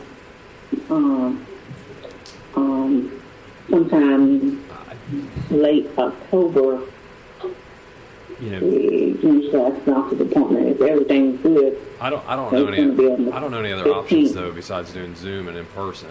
I mean, we don't have time to canvass neighborhoods between Well, I'm now saying and like if we do the survey, if we have a survey online, then they can go to one of those areas if we make it known, and complete those surveys for those who may not have internet services or something like that. yeah, I mean, I'm fine with that. I mean, do we have the capability of putting together a survey and putting it? I mean, I guess my idea is we're asking for feedback too, and it's how do you leave feedback when it's just do you like A, B, or C? Can we do the dedicated email like was referenced? So Mayor, I did lean over and make a suggestion to the city attorney that we use a variety of methods to garner public input. We could hold 2 public input sessions, one here in the council chambers and one in an alternate location across the river, if that was the desire of council. We could hold a Zoom or a remote meeting at any time. We could pick a time and we could use that as an opportunity to do a presentation to talk about the map. Then the other option we have, and then we could put the maps out there and have a comment card that would be electronic, where people could comment about we could come up with some question, what works about the map, what doesn't, and then at the end have the person indicate their map preference. We'll come up with some questions, and the city attorney could work with the staff to come up with some questions. And then finally, with all of the comment cards, we would have these comment cards printed for the city's website as well as all the meetings. So we would try to create a fairly consistent way of commenting on the maps. Okay? Then all of those cards would list name and address. Is it possible to do that quickly though? I think if we get the city attorney's office, we get our city staff, we would have to drop much of what we're doing, and which is okay. We would have to drop much of what we're doing, and we would have to jump on this very quickly. I think by the end of the day tomorrow, we could certainly have the comment card done, and then what we would need to do is get the cards printed. We would need to get the card, and we need to get an electronic version put on the website. And then scheduling the meetings would be relatively easy. We have the facilities, we can do that. We don't have to print some large maps. But if the council could coalesce around the idea of two formal public engagement meetings, one here, one in an alternate location. We'd like you all to identify the alternate location. One meeting by Zoom, and then an ability to comment on the map via comment card approach for the city's website. I'm sorry, but our PIO Brock is not here, so we're going to have to reach out to Brock. He'll be back in the office on Monday. We'll have to reach out to him pretty quickly, but we can do a lot of that legwork tomorrow.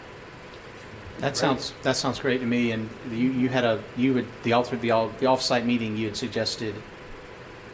What was the location you suggested across the river? The what's the name of the center in It's Greenville Terrace? Barnes Abram Taft, although I said it was even B. Right. Is that Yes. seemed like Yes. so? Yeah, I think that's an excellent proposal, and I move that we ask staff to do that. What, Rick, before you move, Greenfield Terrace is way out of reach for District 2. So we have to choose an area where we could have District 2 citizens as well being able to come. So we could do that.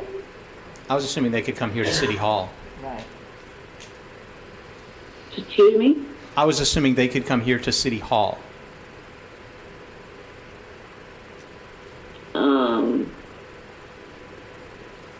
Like I said, a lot of my people are seniors, and it would be hard for them to get there. They don't even go out of the house after 6 o'clock. So, there has to be a way where we could get to them.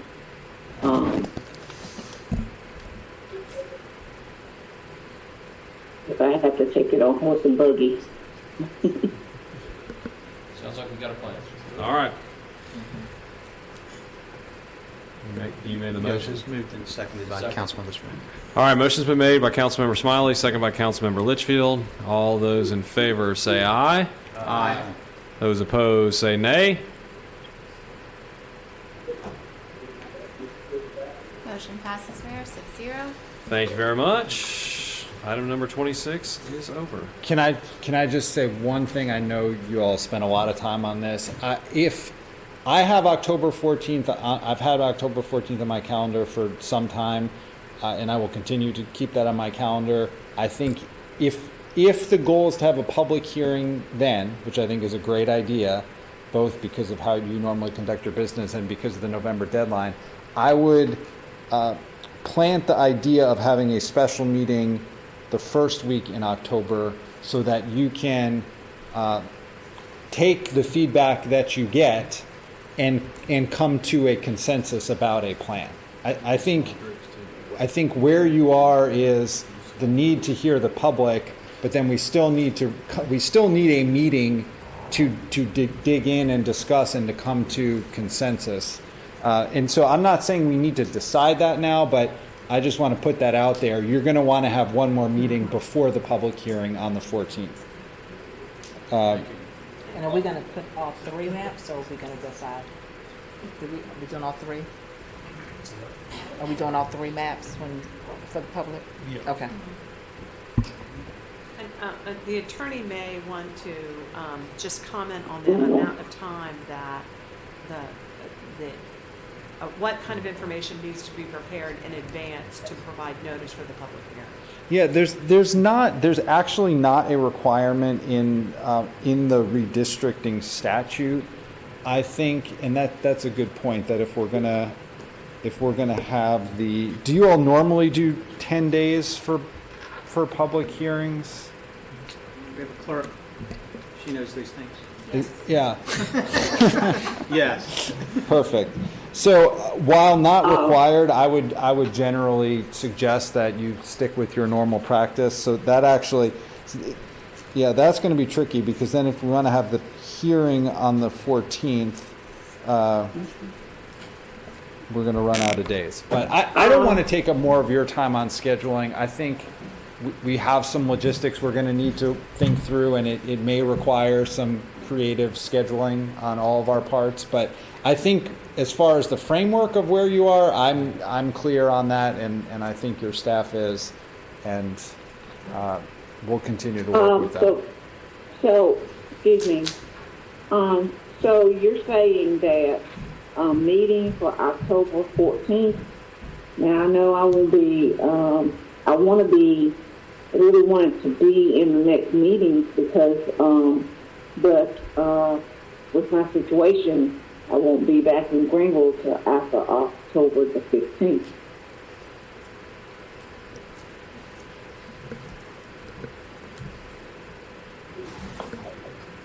I don't know. We can discuss that. We've got some time. Let's see what the citizens' feedback and is. I don't know what we're gonna maybe do they'll tell about us they hate all the maps. Who knows? Yeah. And you know, I made a comment that option 3 puts me in District 1. Which is your preference, So- right? No, that's not my three, preference. so. It puts me in District 1. No, it's not my preference. I ain't gonna sleep yet, guys. We're good. We'll address that. We'll go through the schedule, and as time goes on, I guess the staff's got the response you need as far as how to go forward, Right. as far as getting citizen feedback. And then we can address that, and all the feedback will be submitted to the council, and we'll make a decision on next steps in the days to come. All right. All right. I promise there'll be quick follow-up items. One, I believe Attorney McGirt said that the deadline for maps would be November 12th. That's a deadline for notifying the Board of Elections That's right. about whether there needs to be an extension of the deadline. But the maps would actually not, the deadline in November is the 17th. Right. You have For to, the submit them maps. you have to notify them on November 12th that you will submit them by November 17th. But if you don't, in the event that it takes longer than that, we can ask for an extension? Well, if we don't meet the November deadline, we go to December. You have to submit the maps by December 17th. But so in the event, though, that let's say that we have feedback or we make changes and modifications, we can ask for an extension. You don't have to actually suggest two deadlines. Either you submit them in November Okay. or you submit them by December 17th. That just changes the filing period. Okay. Second thing is, I would just ask if there is sort of an open drop-in type of public meeting or two of those, that every comment be documented and captured, especially in the event that Adam and I won't be able to be there. We want to be able to actually see documentation of all the comments that were received. I know sometimes in those drop-in meetings, it's more like a conversation. We are prepared to provide a comment card, so anybody who would come would complete a comment card. We'll identify some specific questions that we'll ask to anybody who comes to either the public meetings, the remote meeting, or comments on the website. Great. And I will not walk through this, but just very quickly, if this tool can also be used if you want to sort of look at the difference between the current and the draft. If you see, for example, like the darker purple here, right here, it's a little bit subtle, but if you play with it a little bit, and you can actually you can use this sort of like the dot maps. And it was suggested to me that I point out, and I'll go back to the slide deck because we should be doing that anyway. That these changes, again, the dots here are showing what's the existing district. So, for example, this area here is currently the yellow, which is District 4, but is proposed to be the solid color, which is orange. And I will get us to the end of our slide deck. And thank you so much for your time. Thank you. Thank you. Thank you. All right, guys. I'm signing out. All right. Take care. Have a good evening. Have a good one. Take care. You too. Bye-bye. Goodbye. Goodbye. All right, we'll move on to the consent agenda and watch us get through 12 items in probably less than a minute and a half. Okay, Mayor, Mayor and Council, the consent agenda includes the following items: an offer by Alumni Corporation Board of Delta Sigma Phi at East Carolina University to purchase city-owned property located at 431 West Fifth Street. Item number 7 is an authorization to apply for the North Carolina Recreational Trails Program grant for Wildwood Park. Item number 8 is the authorization from the Information Technology Department to renew Microsoft Enterprise Agreement, Microsoft 365. Item number 9 is the authorization for the Information Technology Department to purchase Rubric Backup Recovery Solutions. Item number 10 is the approval to purchase replacement vehicles and equipment for the Public Works Department. Item number 11 is a contract award for the construction of South Elm Street culvert replacement, construction material testing, and task order number 2 for construction administration and observation. Item number 12 is a contract for the East Group for on-call engineering services. Item number 13 is a contract for parking management and equipment installation services agreement. Item number 14 is the reimbursement resolution for infrastructure improvements to the city's stormwater system. Item number 15 is the opioid litigation resolution and memorandum of agreement. Item number 16 are various tax refunds greater than $100. Item number 17 is the acceptance of the 2020 Assistance to Firefighter Grant. That would be the consent agenda, Mayor. Move to approve the consent agenda. Second. Wow. Motion's been made by Councilmember Smiley, second by Councilmember Bell. All those in favor say aye. Aye. Opposed, say nay. Motion passes, Mayor, 5-0. 12 items. Good job. All right, we'll move on to new business, the public hearings. This is the policy of the public hearings adopted by the City Council. The petitioner or a representative of the petitioner and a leader of those in opposition will each have 10 minutes. Persons following them will have up to 3 minutes each, with a total for each side no more than 30 minutes. Additionally, I want to remind those in attendance to extend the courtesy to persons speaking during the public hearing and to the City Council during discussion. Comments made by members of the public are to occur only during the public hearing as allowed by the mayor in accordance with the adopted policy of the City Council. There should be no interruptions of speakers or council members, including expressions of support or disagreement, verbally or by applause, as this is distracting and makes discussion difficult. We ask for your cooperation. Thank you. Madam Manager, our first public hearing. Your first public hearing this evening is an ordinance to annex Big Rock Motorsports involving 2.03 acres located at the northeastern corner of the intersection of Martin Luther King Jr. Highway and Diamond Drive. Chief Planner planner, Shante Gooby has that presentation. Ms. Gooby? All right. Good evening. And my slides got back to where they were supposed to be. My magic. It's wonderful. This property is located in the northeast quadrant of the city. It's located along Martin Luther King Jr. Highway at the intersection of Diamond Drive. So the subject property is in red. The current city limits is in green. This property is located in it's a little hard to see, it's a little obscured, but it's located in a preferred growth area. It is in the Tar River watershed. It'll be located in voting district number 1. Again, it is almost, it's actually 2 acres. Staff anticipates 16,000 square feet of recreational vehicle dealership with an estimated tax value of $1.6 million. I'll be happy to answer any questions. All right, any questions for Ms. Gooby?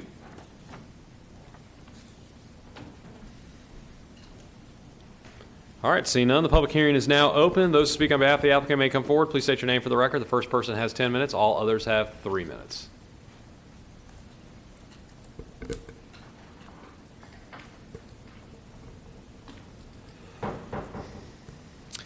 Those in opposition to the applicant may come forward. Please state your name for the record. The first person has 10 minutes. All others have 3 minutes.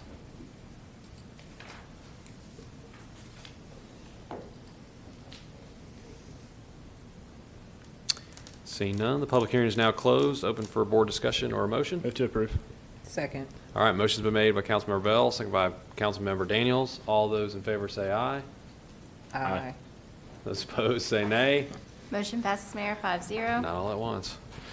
All right, we'll move on to the next public hearing. Item number 18, Madam Manager. Thank you, Mayor. Item number 18 is an ordinance to annex Davenport Farms at Emerald Park, Phase 6, involving 4.112 acres located at the current terminus of Rhinestone Drive. Again, Ms. Gooby.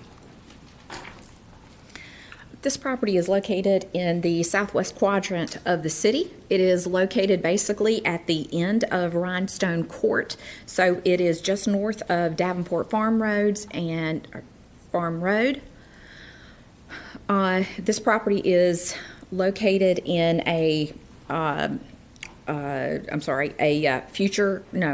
second service area. I'm having a little trouble with my colors tonight. I apologize.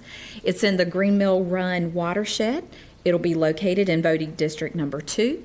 It's anticipated to yield 18 single-family lots. Estimated tax value at $3.4 million. I'll be happy to answer any questions. Any questions for Ms. Gooby?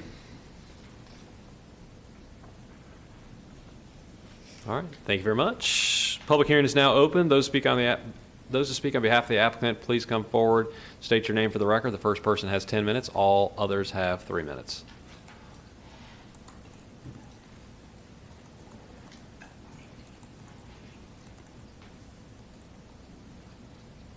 Those in opposition to the applicant may come forward. Please state your name for the record. The first person has 10 minutes. All others have 3 minutes.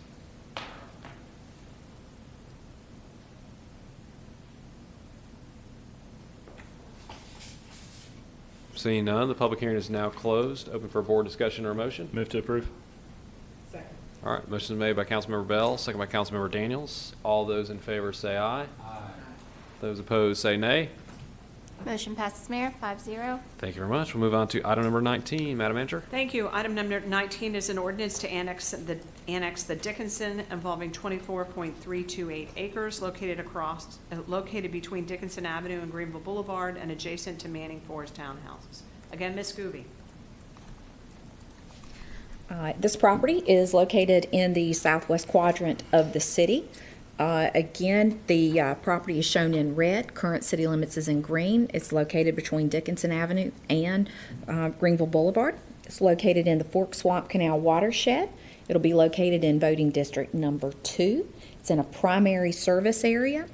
It is anticipated to yield 324 multifamily units with an estimated tax value of $64 million. And again, happy to take any questions. All right, any questions for Ms. Gooby?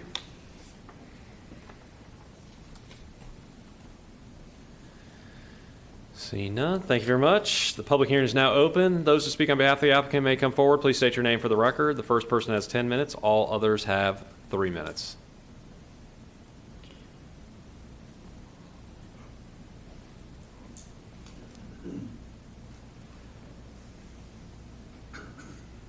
All right, seeing none, those in opposition to the applicant may come forward. Please state your name for the record. The first person has 10 minutes. All others have 3 minutes.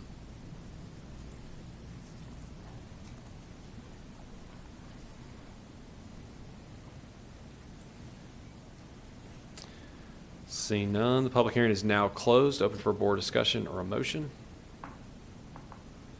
Move to approve. Second. All right, motion's been made by Councilmember Smiley, second by Councilmember Meyerhofer. All those in favor say aye. Aye. Those opposed say nay.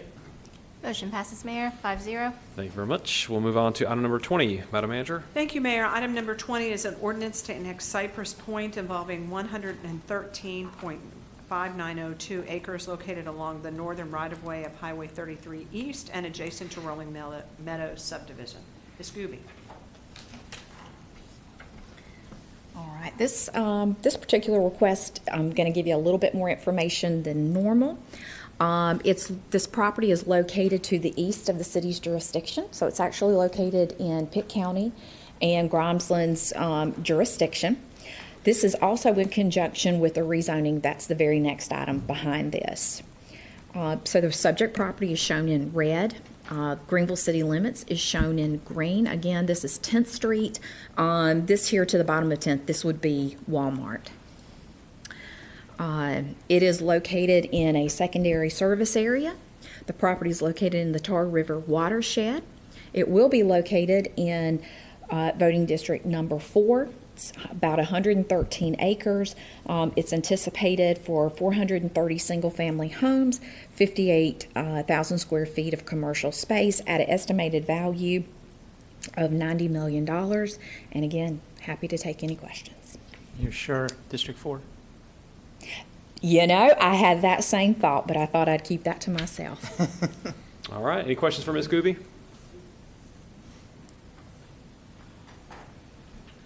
Seeing none, the public hearing is now open. Those speak on behalf of the applicant may come forward. Please state your name for the record. The first person has 10 minutes. All others have 3 minutes.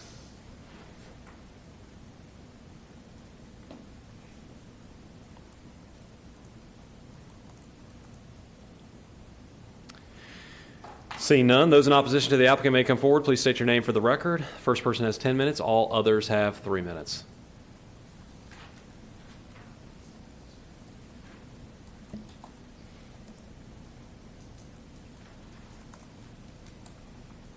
All right. Seeing none, the public hearing is now closed. Open for a board discussion or a motion. Move to approve. Second. All right, motion's been made by Councilmember Bell, second by Councilmember Smiley. All those in favor say aye. Aye. Opposed, say nay.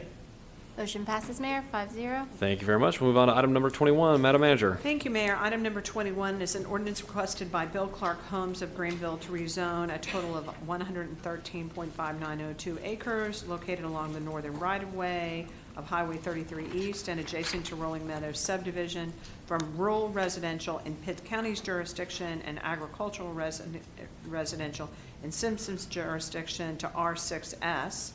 And that would be a total of 107 acres for Tract 1, and general business in Simpson's jurisdiction and to general commercial in Greenville's jurisdiction for 6.55 acres, which is Tract 2. Again, Ms. Gooby. Okay, I'm going to just kind of brush by some of these that we dealt with. Again, this is now in the city's jurisdiction. And again, this request is actually made up into 2 separate tracts. So tract 1 is along 10th Street. So the request for that is general commercial. The rest of the remaining property, and as you can see, we've kind of hatched out the area not included. The request for it is for single family. So photograph of the property taken from 10th Street, looking toward the river. Again, a little over 113 acres and change. So the existing land use we have is for the city properties. So you can see you do have some single family that's shown in yellow. I don't know if my cursor is showing up. There we go. And so you do have some single family. As you can see, the majority of the property is beige, which means that it's vacant. This property is located in the Tar River watershed, so it would require 10-year detention. There's a portion in the special flood hazard area, and a floodway and floodplain development permit and an erosion control plan will all be required. Jurisdictional wetlands, streams, riparian buffers may also exist on the property. This property, again, you're talking 113 acres, you're talking single family and commercial. So this request may generate a net increase of 2,200 trips per day. A traffic impact analysis will be required by the city and DOT. So currently the property has Pitt County and Simpson zoning. So under those two zonings, staff would expect the property to yield about 200 single-family homes. Under the requested zoning, again, which is single-family, staff would expect about 433 single homes at full build-out. And then track 1, this has Simpson commercial zoning at full build-out, about 54,000 square feet of commercial space. Under the city standards, 58,000 square feet. This property, if you remember, was recently added to our future land use plan. So you can see where commercial is shown along 10th Street, and then it transitions into the traditional neighborhood medium to high density. So the R6S district is part of that character. And then you also see where some potential conservation and open space was left at the top, again, just to signify the potential for environmental constraints. So in staff's opinion, this request is in compliance with future land use plan and with the Horizons plan. And the Planning and Zoning Commission at its August 17th meeting unanimously recommended approval of the request, and I'll be happy to answer any questions. All right. Any questions for Ms. Gooby? All right. Thank you very much. Public hearing is now open. Those who speak on behalf of the applicant may come forward. Please state your name for the record. The first person has 10 minutes. All others have 3 minutes. Mr. Mayor, Council, Landon Weaver with Bill Clark Homes. Just here for any questions, comments, or concerns. Any questions, comments, or concerns? Thank you. All right. Thank you very much. Anyone else that'd like to speak on behalf of the applicant may come forward. Please state your name for the record. You have 3 minutes.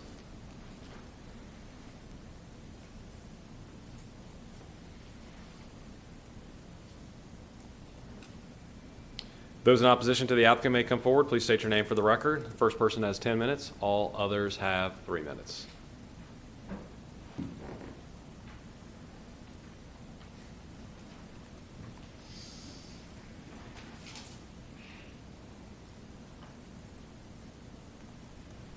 All right. The public hearing is now closed. Open for board discussion or motion. Move to approve.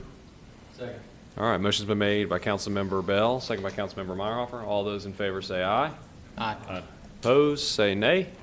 Motion passes, Mayor, 5-0. Thank you very much. We'll move on to item number 22. Thank you, Mayor. Item number 22 is an ordinance requested by Evelyn Dale et al. To rezone a total of 3.547 acres located near the northeastern corner of East 10th Street and Port Terminal Road from RA 20 agricultural, residential agricultural, to neighborhood commercial and general commercial. Again, Ms. Gooby. Okay. This property is located in the eastern section of the city. It's along 10th Street near the intersection at Port Terminal Road. It's across the street from Lowe's. This property is made up of, let me just back up 1 second. It's made up of 4 separate parcels. This is a photograph of the property. So this is 10th Street facing the river. Port Terminal Road is to your left. The property is about 3.5 acres combined, and the request for it all is for general commercial. So anything in yellow is single family.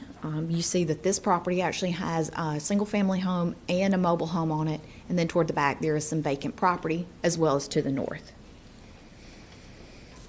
Okay, and this property is located in the Hardy Creek watershed. It will require 10-year detention. It's not in a special flood hazard area. Jurisdictional wetlands, streams, riparian buffers may exist on the property. This rezoning could generate a net increase of almost 500 trips per day. It is located in a a focus area. This is going to be a community activity center is what's recommended here. This is simply just a way of just signifying that commercial activities are anticipated in this particular area. Under the current zoning, the RA20 portion, which is the green, would yield about 6 single-family homes. You do have a small portion of CN underneath that. It's not developable due to the very small size. So under the requested zoning, staff would anticipate 10,000 square feet of commercial and 10,000 square feet of office at full build-out. The future land use plan recommends commercial at the corner of 10th and at Port Terminal Road. And it does start to transition to residential. So you have some medium to high density transitioning along 10th Street. And then you also have that same medium to high density just to the north. That was changed just a couple of months ago. So at the end of the day, the future land use plan is not site specific. It's not dimensionally specific. So in my opinion, this is still keeping with keeping the commercial at the corner. Eventually, you will start transitioning into the residential that's called for on the plan. In staff's opinion, the request is in compliance with the Horizons plan and the future land use plan. And the Planning and Zoning Commission, at their August 17th meeting, unanimously recommended approval of the request, and I'll be happy to answer any questions. All right, thank you. Any questions for Ms. Scooby? Thank you. The public hearing is now open. Those who speak on behalf of the applicant may come forward. Please state your name for the record. The first person has 10 minutes. All others have 3 minutes. Good evening, Mayor, members of the City Council. My name is John Day. I'm here to speak in support of the Evelyn Dale rezoning request. You've heard the information from staff. This property is adjacent to existing commercial zoning on the west side. So the proposal in front of you is to just extend the commercial zoning along East 10th Street. The property is also located directly across from Lowe's Home Improvement Center and a number of other commercial uses. So it's a significant increase in the commercial area. It's already there. The property is improved with an old mobile home and a single-family house. Both of those will be demolished in the near future. The home is about 75 years old and not in good condition. Doesn't represent the highest and best use. Is in compliance with the future land use plan. We would request your approval tonight. Be more than glad to answer any questions. All right, thank you. Any questions for Mr. Day? All right, thank you very much. Anyone else who'd like to speak on behalf of the applicant may come forward. Please state your name for the record. You have 3 minutes.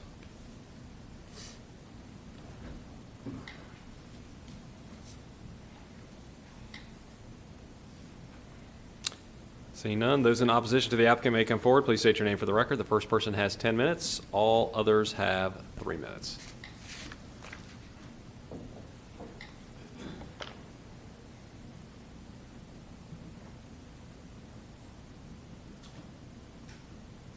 Good evening. Good evening. Members of the City Council, Mayor Conley.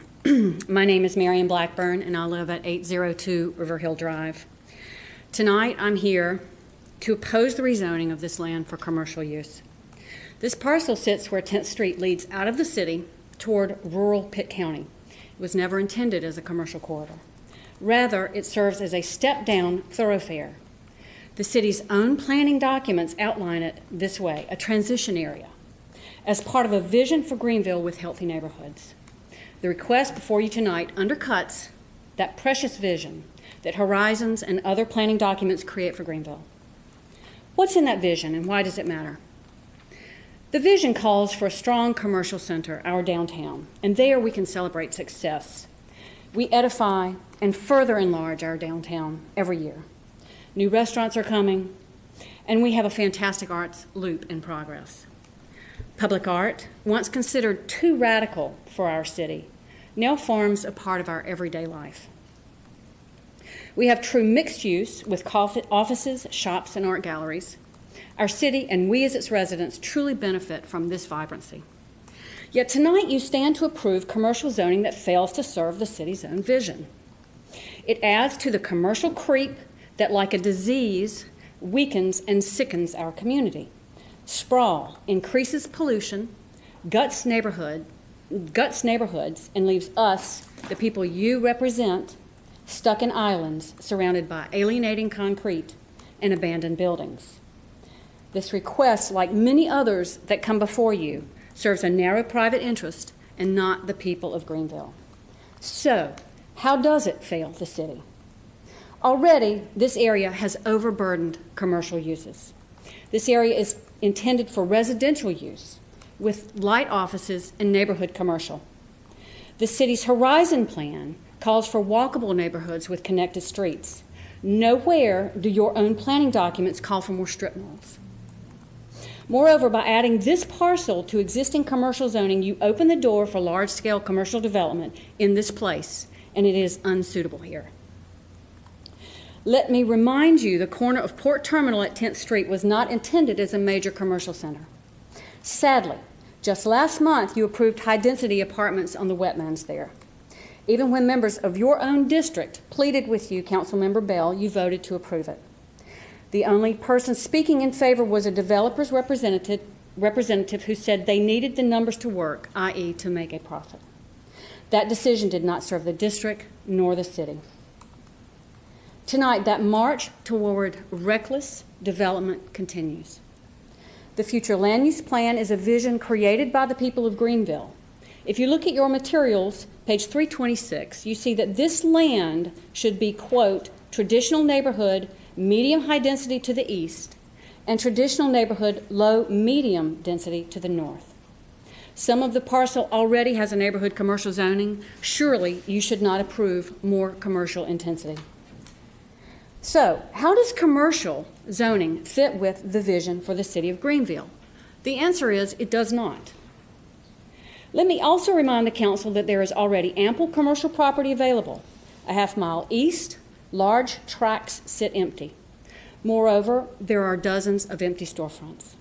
Their bleak facades detract from the city. They are a direct result of haphazard zoning and a lack of vision for the entire city.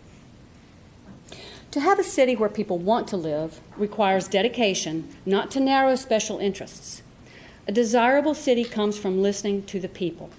Remember, you are elected to serve the people. Yet when the people you serve come to you, speak to you, and plead with you, it's important that your decisions not continue to serve narrow interests. If we don't do this, why would we not be surprised to see Apple go to the Triangle and Amazon going to Smithfield? Let's also look at the larger implications of your actions tonight. Pope Francis has called on the world to stop business as usual to save our planet, our home, from destruction. It is an emergency of global proportions. He said, quote, "The earth, our home, is beginning to look more and more like an immense pile of filth."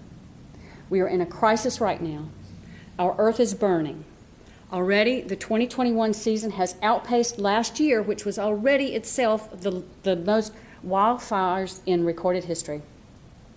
43,555 wildfires this year have burned more than 5.1 million acres. Wildfires are a direct result of building encroachment into unsuitable areas. Let's also look at floods. Floods destroy homes and places in unspeakable, unbearable ways.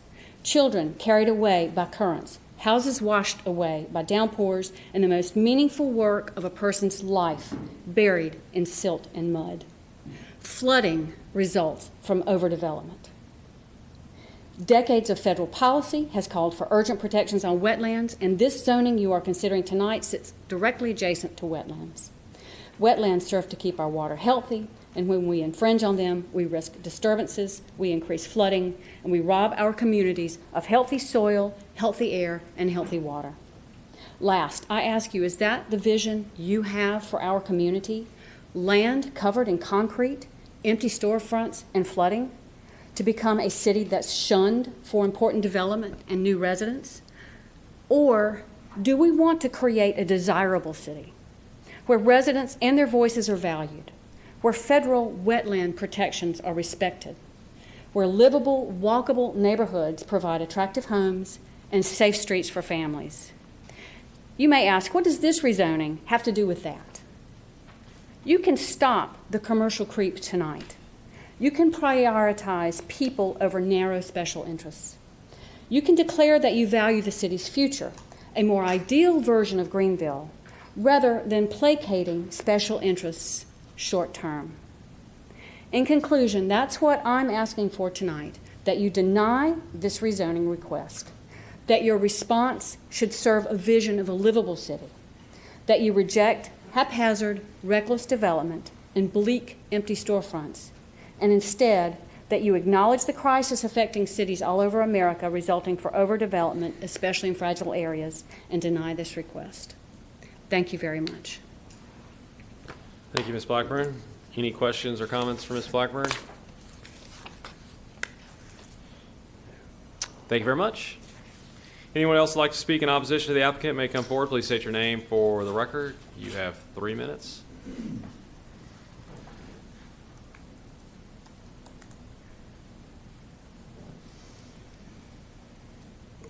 Seeing none, the public hearing is now closed. Open for board discussion or motion. Move to approve. Second. All right, motion's been made by Councilmember Bell, second by Councilmember Litchfield. All those in favor say aye. Aye. Those opposed say nay.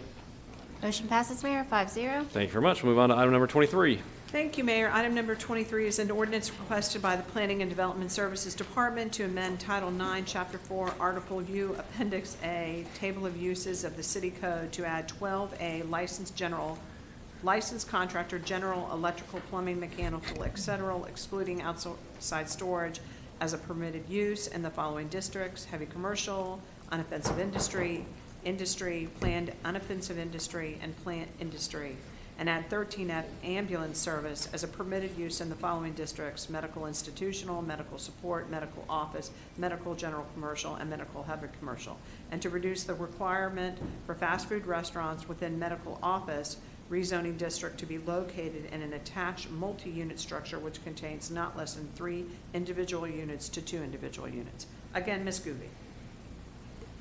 It took the city manager longer to read that than what it's going to take for this.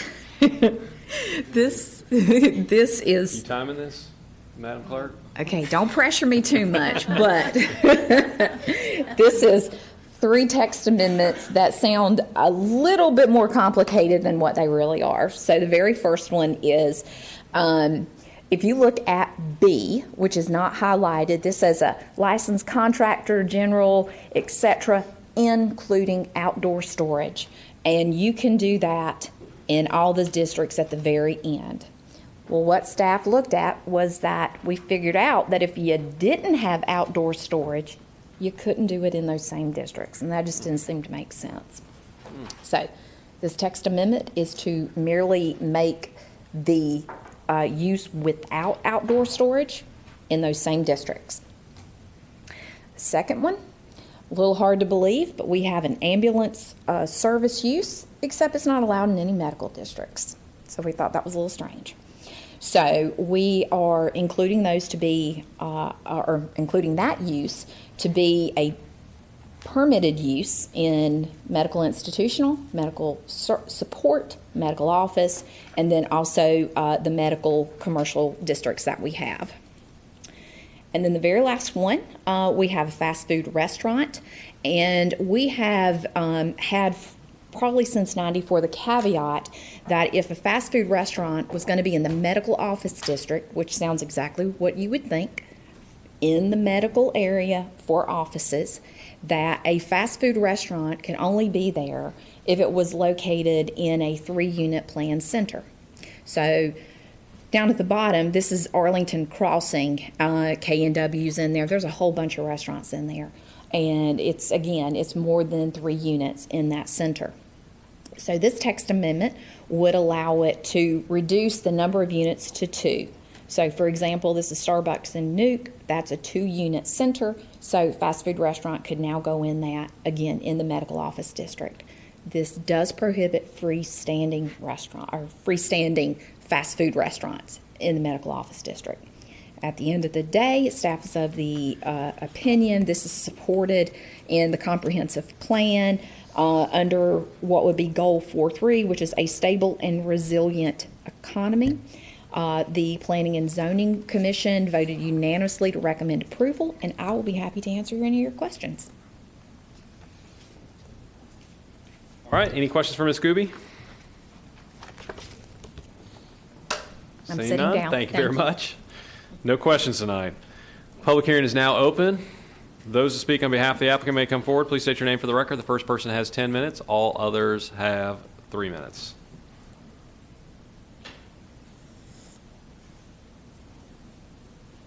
Brad, you sure you don't want to speak? Got a big audience left. All right, those in opposition to the applicant may come forward. Please state your name for the record.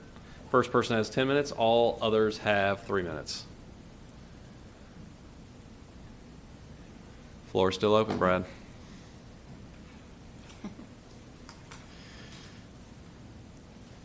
All right, the public hearing is now closed. Open for board discussion. Or a motion, I should say.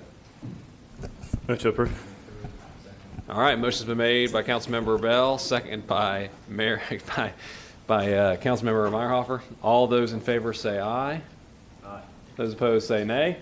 Motion passes, Mayor, 5-0. Thank you very much. Move on to item number 24, Madam Manager. Thank you. Item number 24 is the approval of the draft 2020 Consolidated Annual Performance Evaluation Report. And Planner 2, Sylvia Brown, will provide that presentation. Ms. Brown. Thank you, City Manager. Good evening, Mayor and Council. Tonight I'm here to share with you some of the accomplishments of the Housing Division during our most recent program year, the 2020-2021 year, which spanned from July the 1st, 2020 to June 30th of 2021. The CAPER is a requirement of HUD, and it reports on our activities for the prior program year. And in the report, we indicate our resources and investments, as well as our goals and outcomes, the demographic composition of individuals and families that were assisted with the funds, as well as other actions, and our citizen participation efforts.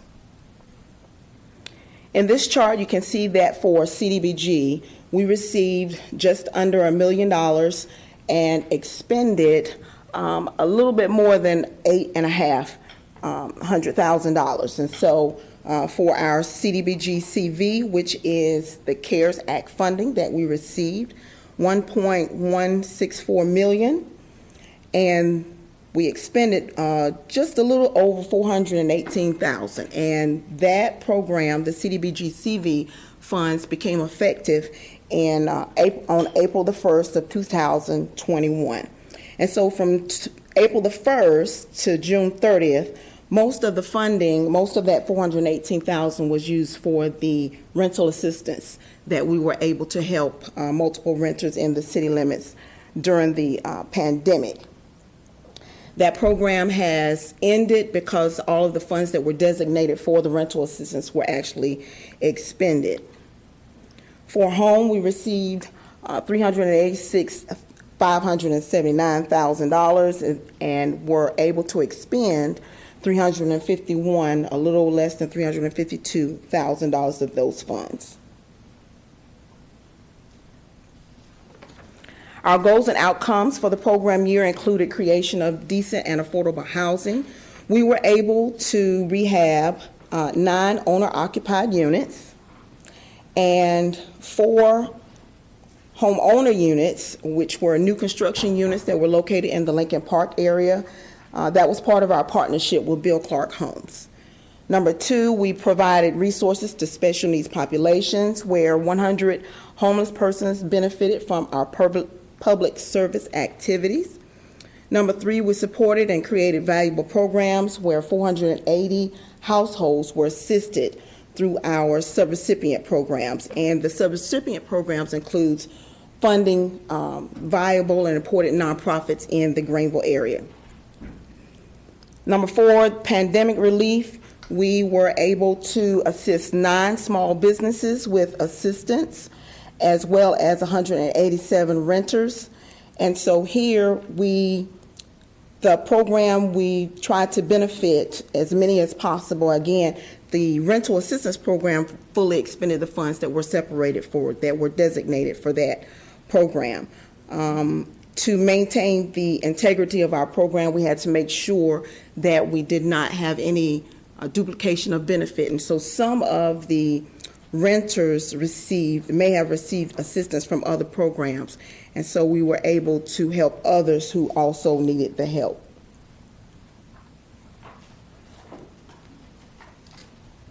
Other accomplishments that we were able to achieve included implementing the rental and business assistance programs, as well as 100% of minority firms received our rehab contracts, and that totaled $676,000. There were we funded 5 nonprofit service providers, which included the Center for Family Violence Prevention, Community Crossroads Center, Martin Pitt Partnership for Children, the Boys and Girls Clubs of the Coastal Plain, as well as the Lucille W. Gorham Intergenerational Center. And we also were able to assist 718 total households who all participated in either the CDBG or the home-funded programs. Our citizen participation included the CAPER was made available to the public for a total of 15 days, which is a HUD requirement. And we also held a public meeting on yesterday during the Affordable Housing Loan Committee's regular meeting. The CAPER was available to the public in paper copies at Shepherd Memorial Library, Carver Library, as well as our Housing Division office and the city's website. Staff plans to submit the CAPER on or before September the 30th of this year. And we recommend that council hold the public hearing and approve the 2020 Consolidated Annual Performance and Evaluation Report for our CDBG and home programs, and authorize staff to submit to HUD for their final review and approval. I'll be glad to answer any questions that you might have. All right, any questions for Ms. Brown? Thank you. You guys do a phenomenal job, by the way. Thank you. Yes. We appreciate that. Do a great job. We try to help as many as possible. We appreciate that. All right, the public hearing is now open. Those who speak on behalf of the applicant may come forward. Please state your name for the record. The first person has 10 minutes. All others have 3 minutes.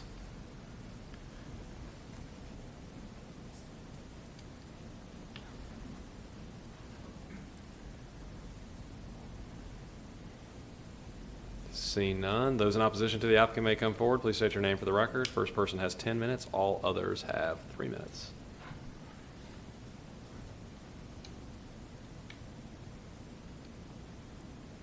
Public hearing is now closed. Open for a board discussion or motion. Move to approve. All right, motion was made by Councilmember Daniels, second by Councilmember Meyerhofer. All those in favor say aye. Aye. Opposed say nay. Motion passes 5-0. Thank you very much. We will move on to our final public hearing of the night. Madam Manager? Thank you, Mayor. The item number 25 is a public hearing on entering into a trust agreement or installment financing agreement not to exceed $20 million for financing public improvements. Financial Services Director Byron Hayes has that presentation. Good evening, Mayor and Council. Good evening. Last month, we took an item to the City Council for the application for an installment financing agreement not to exceed $20 million. The projects associated with that installment financing agreement were 5 projects related to the fire stations, improvements in Thomas Foreman Park, and Wildwood Phase 2 construction. Projected total cost of those projects were just over $19 million, of which installment financing will make up about $16.5 million of those projects. Debt service, annual debt service for those projects would be about $1.2 million, which is currently allocated in the 2022 budget. And just a reminder, those amounts are projected, but we do feel very strongly in the accuracy of them, and as well as the current rates are still very favorable for the city. And moving forward, we will be moving to the Local Government Commission next week for approval of our installment financing application, with the intention of being able to take an agreement to the board in the following month. Any questions? All right. Any questions for Mr. Hayes? You guys do a phenomenal job also. I appreciate that. Yes, you do. All right, the public hearing is now open. Those who speak on behalf of the applicant may come forward. Please state your name for the record. The first person has 10 minutes. All others have 3 minutes.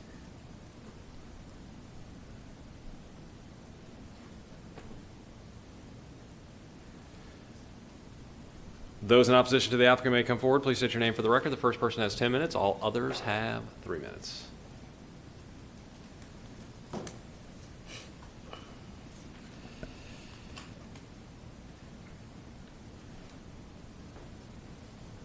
The public hearing is now closed, open for a board discussion Move or to a motion. approve. Second.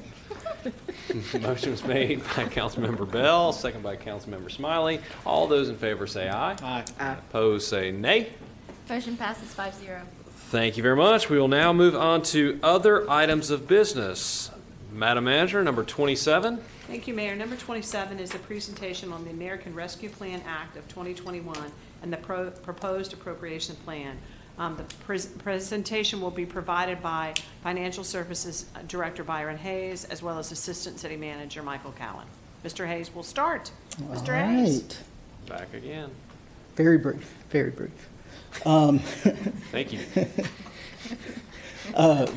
In May, during the May workshop, staff provided council a brief timeline for the American Rescue Plan appropriation that the city was awarded, with the intention of bringing a proposal in the fall of 2021.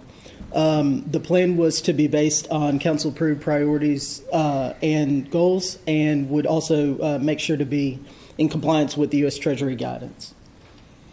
I will be providing the guidance section, the overview of the guidance, and Assistant City Manager Michael Cowan will be providing a breakdown of the funding appropriation.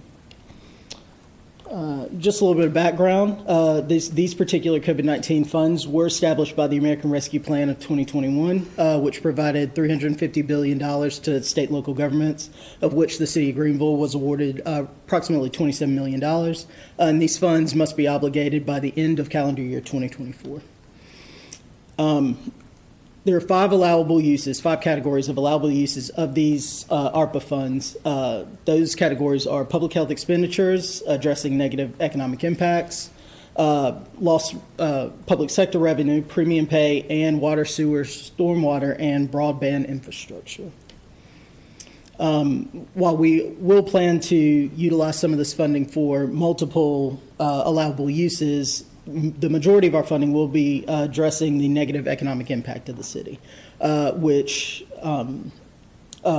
addresses the harm to workers, households, small businesses, as well as impacted industries, and allows us to deliver assistance to workers and families, support small business, help travel and tourism recovery, and rebuild the public sector. Additional areas of interest within the negative economic impact allowable use deals with the qualified census tract and allows us to invest in housing in neighborhoods as well as promote healthy childhood environments within the qualified census tracts. And this is a map of the qualified census tracts within the city limits. Then there are 7 within the Pitt County area, 6 of which are located in the city limits. And a qualified census tract can be defined as an area with 50% or more households at an income level less than 60% of the area's gross median income. So within that area, this allows us to utilize these funds for parks, public plazas, or other public outdoor recreational spaces. Now, even though there are allowable uses, there are some ineligible uses, and those ineligible uses include the inability to offset a property tax reduction, depositing funding into a pension fund, utilizing the funding for debt service payments, legal settlements or judgments, as well as strengthening reserves or any general infrastructure outside of what's allowable in the lost revenue section. And so now I will turn it over to Assistant City Manager Michael Cowell. Thank you, Mr. Hayes. Good evening, Mayor, City Council. Let me see here. As Mr. Hayes alluded to earlier in his presentation, back in May when we brought forward an overview of the American Rescue Plan Act, we said that we would bring back an appropriation plan in the fall, about this time of the year. And that appropriation plan would be directly tied to U.S. Treasury's spending guidance, as well as Council's adopted goals, which are shown right here on this slide.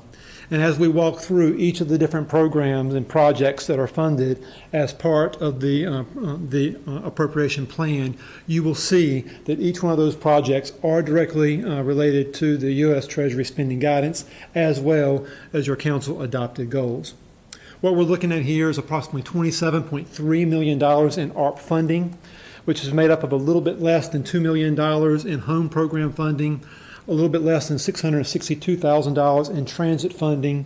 Both of those programs, the allocations will be based off of the annual plans that will be submitted, which those themselves will be based off of the guidance from FTA and HUD that we are currently awaiting the final guidance to be able to finalize those plans. Our focus here tonight is primarily the local fiscal recovery funding, approximately $24.7 million of funding that Mr. Hayes spoke to the overall guidance that provides the direction of how we should utilize those funding dollars. The appropriation plan takes the $24.7 million and breaks it down into 4 categories of projects. Grants to small businesses for $1 million, street improvements, $789,000, premium pay to city employees, $300,000, and then capital improvements to enhance leisure and entertainment opportunities, not only for Greenville, but all of Eastern North Carolina. Because Greenville, North Carolina is the economic, instructional, educational, recreational, and entertainment hub of the whole entire region, eastern region of the state. Grants for small businesses would include grants to small businesses located in the following qualified census tracts: Uptown Greenville, West Greenville, and north of the river. Those grants would be for small businesses that were impacted by COVID-19 or that were struggling prior to the virus, and the virus only exacerbated that impact. And those grants would cover eligible costs such as facade improvements, interior repairs and renovations, and furniture, fixtures, and equipment. Upon the approval of the comprehensive appropriation plan, staff would bring back funding guidance with concerns to the grant program, also for consideration by council, and then move forward with the application process. We have street improvements of approximately $789,000, which is based off of the formula that Mr. Hayes alluded to for recapturing lost revenue. U.S. Treasury guidance provides a formula that goes back and looks at the last 3 years of actual general fund revenues and allows you to recapture those that are projected to be lost based off of that formula. Based off of that formula, we're looking at $789,000 that could be used for any general fund purpose except the funding of debt service. The city staff would propose utilizing that $789,000 to fund additional street improvements, and this would be on top of the $2.8 million general appropriation that's already included as part of the general fund budget. We have approximately $300,000 worth of premium payments to essential city workers that worked through the pandemic and that were at a greater risk of contracting COVID-19 because of their work in the general public. In fact, 77% of our overall employee population reported to work every day during the height of the pandemic, and as a result, were at greater risk of contracting the virus. As you could see from the number, if you look at the overall positive rate for the overall state of North Carolina through August, it stood at approximately 10% of the population, whereas the city positive rate was approximately 20%, almost double that of the overall state average. In fact, as of today, that rate stands at approximately 25% for city employees. What we would look at is a one-time premium payment for our essential workers of $500 through ARP funding. That would be police officers, fire rescue employees, public work employees, the sanitation services, the building and grounds, also our streets division, those that continue to work day by day and serve the public good here within the city of Greenville. We'd also look at a $250 one-time premium payment for all those remote workers that helped to support our essential workers during that time, to be paid from general fund dollars, which would amount to about $45,000 worth of general fund funding. And finally, the last category is capital improvements to enhance leisure and entertainment opportunities within Greenville and all of eastern North Carolina. There are four bold projects, very transformative projects included within this category. They include improvements to Guy Smith Stadium, improvements to Town Common to continue to move forward with the 2016 master plan, the expansion of Thomas Foreman Park, and a trail connection from Town Common to River Park North and Wildwood. Overall, approximately $22.6 million in funding with ARP dollars allocated to these four projects. But you can see that we have a funding range for each one of these projects.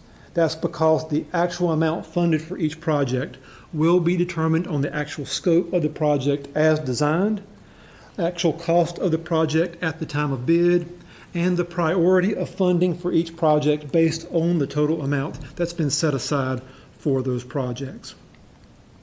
As we look at these four projects, each one falls under the umbrella of the ARP guidance that Mr. Hayes spoke of earlier, specifically at addressing the negative economic impact of COVID-19 with concerns to supporting small businesses, supporting households and individuals, and addressing the exacerbation of pre-existing disparities within some of our more at-risk communities, with each one of these projects being located within a qualified census tract. The proposed projects collectively will expand entertainment and recreation events, which supports small businesses, will expand job opportunities, which supports households and individuals. It will expand outdoor activities closer to home, which also supports households and individuals. Will expand access to low-cost entertainment and recreation events for more at-risk communities, which covers addressing the exacerbation of pre-existing disparities, and also expand the opportunity for residents in or surrounding qualified census tracts to take part in entertainment and recreational events that they may otherwise not have been able to take part in. So again, looking at each one of these four projects, we'll walk through these projects one by one over the next couple of hours, and you will see. We? Now remember, you and the staff? This is the actual scope. Look, I'll be back. The actual scope will be based off of the design and the cost of construction and the amount of dollars actually allocated to the project. What we're going to look at here is what the potential scope could be, knowing that we'll actually have to be designed out and bid out within the confines of the dollars that have been set aside. First of all, Guy Smith Stadium improvements. Now, our community loves baseball. We love to watch and support baseball.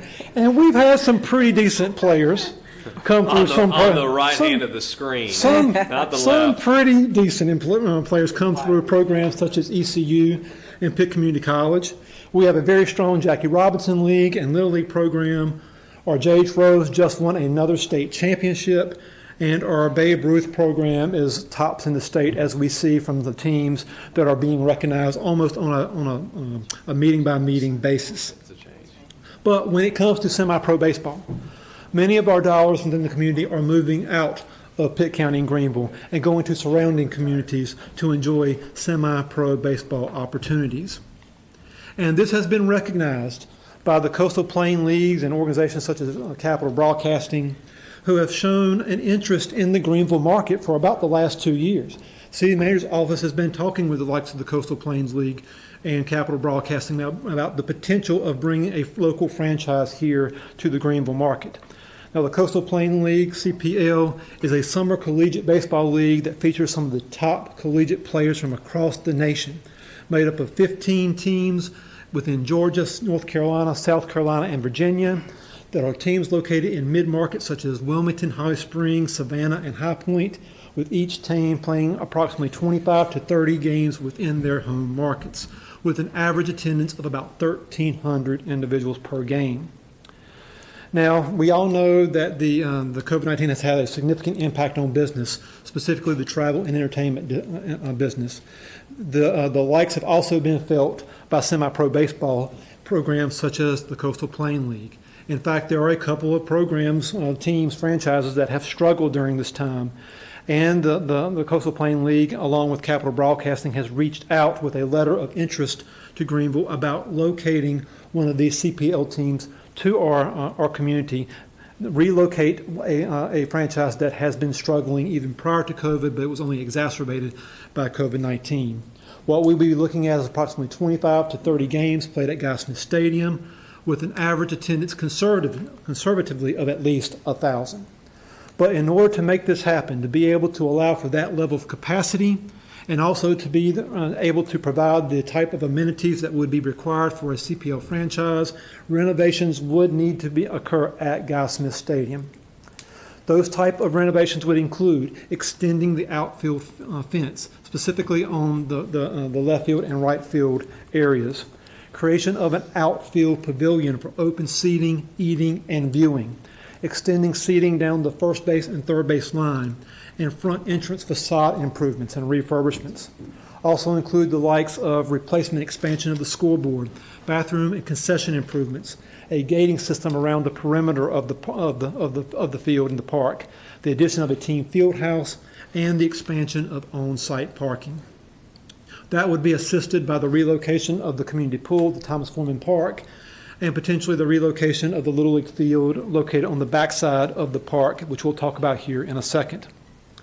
Now, as part of this vetting process and design process, one of the first thing to do would be to look at the negotiation of a rental agreement between the City of Greenville and the CPL franchise, which would include the likes of the sharing of the field between our local groups and the CPL franchise, improvements to be funded by the city versus the CPL team, the use of a facility fee paid back to the city, and the responsibility for field maintenance and other operating expenses.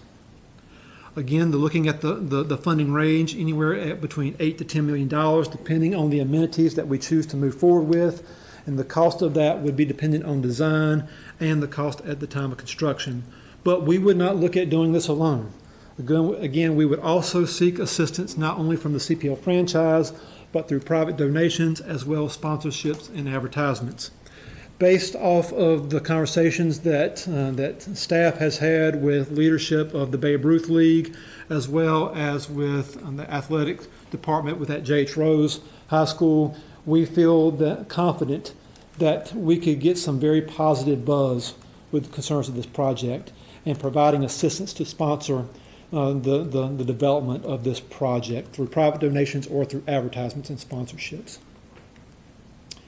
Town Common expansion, recreational improvements. This would be moving forward the Town Common master plan, providing a wider array of entertainment activities closer to home, allowing for the ability for ticketed concerts at the park, and allowing for the expansion and opportunity for residents in the surrounding qualified census tracts. Did you know that the city just recently completed a citizen survey? If you didn't know, you know now. You'll be finding out more information about that from our Public Information Office. But that citizen survey came back and said 80% or more, at least 80% of the respondents said that improvements at Town Common were important in order to be able to attract the type of events that we would like to attract here to the city of Greenville. And that was the whole purpose of the master plan. We are a growing community, and also our need for growing activities and entertainment would also be increasing. And the Town Common Master Plan approved in 2016 recognized that, with the relocation and expansion of the amphitheater to accommodate crowds of over 5,000, development of a First Street promenade, an interactive water feature, a farmers market plaza, and office space for a true front entrance to the park. Now, what we're going to look at over the next few slides is a potential concept. Again, what could be, knowing that it has to be designed out, has to be bid out for construction, all within the confines of the dollars available of ARP funding. But what we're looking at here is an expanded and relocated stage and canopy, a very wide open structure, very similar to the structure that was just built on the waterfront in Wilmington. Terraced lawn seating, so that you have not only the ability for lawn seating for the view of the concerts, but also can be used as green space when there isn't a concert or activity there. Wide array lawn seating with unobstructed views, which will take some adjustments to the current topography of the property there to allow for that, with an additional bathroom facility as well. Looking at a visitor center and ticket booth and bathroom facility at the front part of the park, located adjacent to First Street, that would create that true front entrance, inviting entrance for our community, which would also have a new archway and trellis front entrance as you move into the park. Also with a water fountain and spray ground, again as part of the 2016 master plan.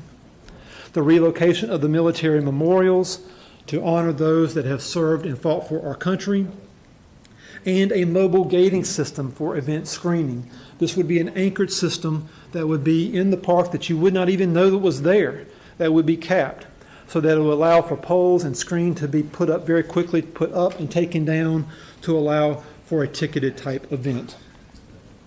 And finally, the replacement of the rail along the boardwalk, which is now just a dilapidated.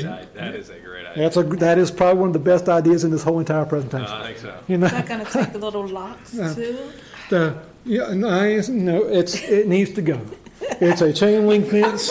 We can do better. We can do better as a city. We can do better as a city. And this is an example of what's located at the Little Washington waterfront. Overall, again, this is moving the 2016 master plan forward. It's not a plan that this administration, this leadership ever decided to just put on a shelf and let it sit there. The leadership has continued to bring forward ideas to council, and council's been acceptive to those and continuing to move that master plan forward.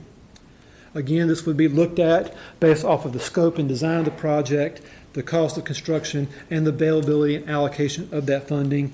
And a very important component of this plan would also be, as part of the design plan, an RFP to go out for the promotion of a ticketed concert series at Town Common.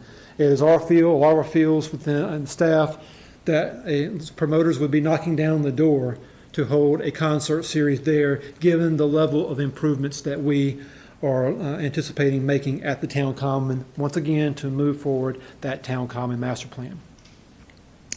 Next, Thomas Foreman Park. We have the expansion of Thomas Foreman Park to take on a second baseball field to replace the current field out at Gassman Stadium. Various educational and recreational amenities such as STEM playground equipment, outdoor basketball courts and tennis courts, green space, and other amenities to promote a healthy lifestyle. Direct access back to the South Tar Greenway, increased parking capacity, and an additional stop on the African American Heritage Trail at the historic hotel located there on 3rd Street and South Memorial Drive. This is another conceptual design. You can see the current Little League field and the current community building, the school building, the addition of the community pool, also with a planned addition of the second baseball field there, the outdoor basketball courts or tennis courts, expanded parking, and the expansion of the playground equipment and recreational equipment for the community to add in that instructional component, that STEM instructional component. Michael, those would be our only public outdoor basketball courts in the city. That's right, which is very well needed. That's right. Cool. Thank you. Trail connection, the final project, trail connection from Town Common to River Park North and Wildwood Park. This would be a project that would provide that direct connection from the south to the north, utilizing the existing Green Street Bridge, taking down one of those vehicle lanes and adding a pedestrian lane, a biking lane, and a walking running lane. And then once you get over to the north Green Street, providing a connection through the wooded area along the Duke easement through a series of pedestrian trails and boardwalks to provide that direct connection between Town Common and Wildwood Park and River Park North. This is our current greenway system. The blue is the current greenway that's in operation, and the red is part of the South Tar Greenway that is either under current construction or is part of the Build Grant projects that will get started next summer. Here are the Wildwood Park and River Park North primitive trails that extend from River Park North down to the west side of Wildwood. That has already been completed. We've already started having 5Ks out there and walks. Currently under design with Kimley Horn are the trails to complete that connection from River Park North back to the east side of Wildwood Park. our goal would be able to take that out for a construction bid in the early part of the new calendar year. But nowhere do we currently have a connection between the two, the south to the north, connecting those two levels of trails. What we would propose here, again, is the area located in yellow, would be to utilize the current existing Green Street Bridge, not create a new pedestrian bridge, a separate standalone, but the current existing Green Street Bridge to provide that connection along with boardwalks and pedestrian trails heading over to the east. This is an example of what we'll be looking at is a separation between the vehicle lane and the pedestrian lane with a bollard type system to allow for that safety and security, ample lighting, actually very decorative lighting as you see here with the Greenway Bridge that we have to make sure that it's a safe environment in the evening time for those enjoying that nice stroll along the perimeter trails. And then you see what that would look like once you got from to North Green Street over to the east, over to Riverpark North, and then eventually Wildwood Park. Now, in summary, we stated back in May that we would bring back an appropriation plan that not only fell under the guidance of the U.S. Treasury's guidelines, but also was a direct reflection of Council's adopted goals. And what you see here tonight is that direct reflection of your goals. It checks every single one of the boxes when you look at your goals as compared to the ARP projects. Now, where do we go from here? It actually begins here tonight with the presentation of the proposed plan. Our goal as staff would be to take this out for presentation to the general public in public input sessions, presentations to community boards and civic groups, provide council an opportunity to mull this over the next month and come back in the workshop and have further discussions with staff about the proposed plan. We can even give some feedback of what we've been able to see thus far through the input sessions and the input from the community boards and civic groups. Take any recommendations from that workshop and then bring back the final comprehensive plan to council in November for adoption that would allow staff to begin the planning and design phase of these projects after the beginning of the calendar year. And we'll leave you with this final message that the clock is officially ticking. Per the appropriation of the funding, we have until December 31st of 2024 to appropriate all $20-some million of funding, and until December 31st of 2026 to expend that ARP funding. But that sounds like a long time, but that will move quickly. And second, we don't want to wait. City manager's been real straight with staff over the last few years that we need to move projects along. That would be our expectations here to do so, but we want to be able to put the funding to the best use of Greenville citizens as quickly as possible so as to benefit the whole entire region, because again, we are the hub of Eastern North Carolina that everyone is looking to for their entertainment, recreational, and economic benefit to all of Eastern North Carolina. And with that, take any questions. Wow, that was a lot. That was a lot. That's right. Good job, Mike. No questions. Councilmember Daniels. Yes. Great presentation. Awesome. Love it. I'm looking forward to all the changes that are coming. So what are the possibilities that we can incorporate the community center at Greenville Terrace into this plan? That is one of the only community centers that has not been upgraded. There's nothing really for the children north of the river, and that is something that I'd like to see happen. We could very easily entertain some ideas. As a matter of fact, we could probably we could start discussions of staff tomorrow, and maybe even as part of the workshop presentation, we could bring back some ideas that we could incorporate into the plan. I think that'd be a good idea. Yes, it would. It would. As you can see here from the presentation, that the direction that we have gone with this is suited towards the economic impact of COVID-19, and that's specifically related to the qualified census tracts. That, I mean, in a nutshell, is allowing us to be able to do a lot of what we're doing because it's a park. And specifically, parks are called out within qualified census tract per the U.S. Treasury's guidance, and that area is located within a qualified census tract.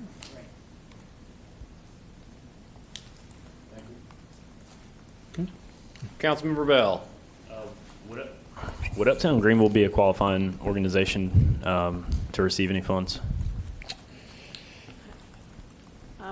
This plan does not actually provide for funds to nonprofit organizations. It does provide for plans to businesses that were impacted, negatively impacted by COVID. Okay, thank you. And if you guys can work on getting us maybe an independent league team, this winter time's kind of long. I could probably prepare myself for a comeback. I think, I'm 38, I think maybe 42, 43. I might be able to hold off. See, I had a good layoff period where I didn't throw too much, so I think my arm's a little bit better now. So if you can work on that.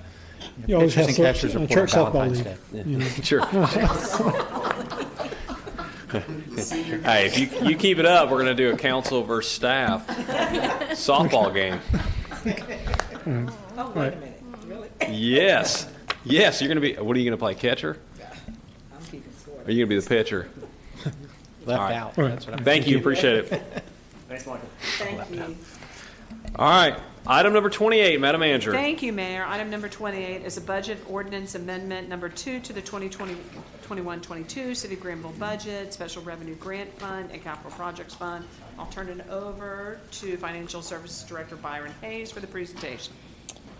All right. Mayor and Council, this is Budget Amendment 2.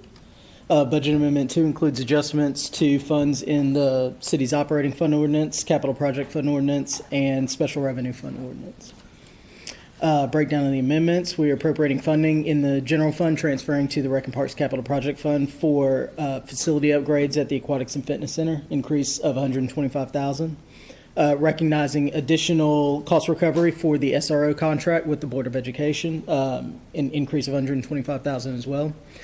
We are closing the Tar River Development Project in the Rec and Parks Capital Project Fund and consolidating the related construction remaining in the Wildwood Park Project and Water Sports Facility projects. That's an increase in the fund of about $10,000.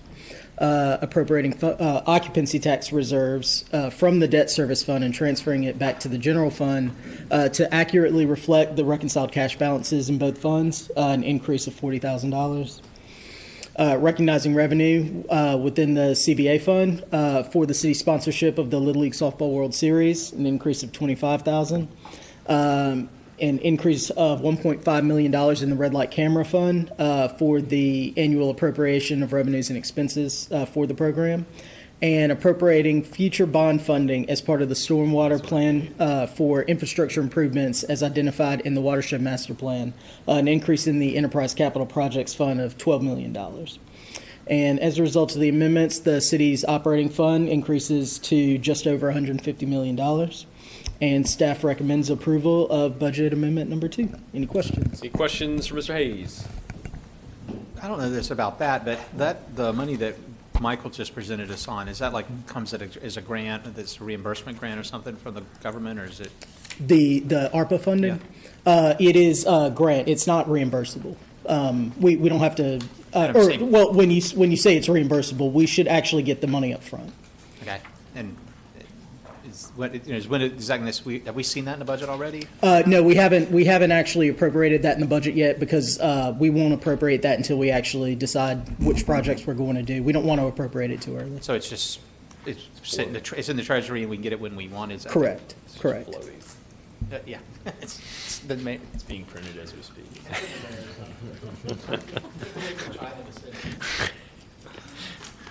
Hey, just out of curiosity, maybe Mr. Cowan can answer this. I know many years ago I had questions about the Aquatic Center. I noticed that we had some funding in there.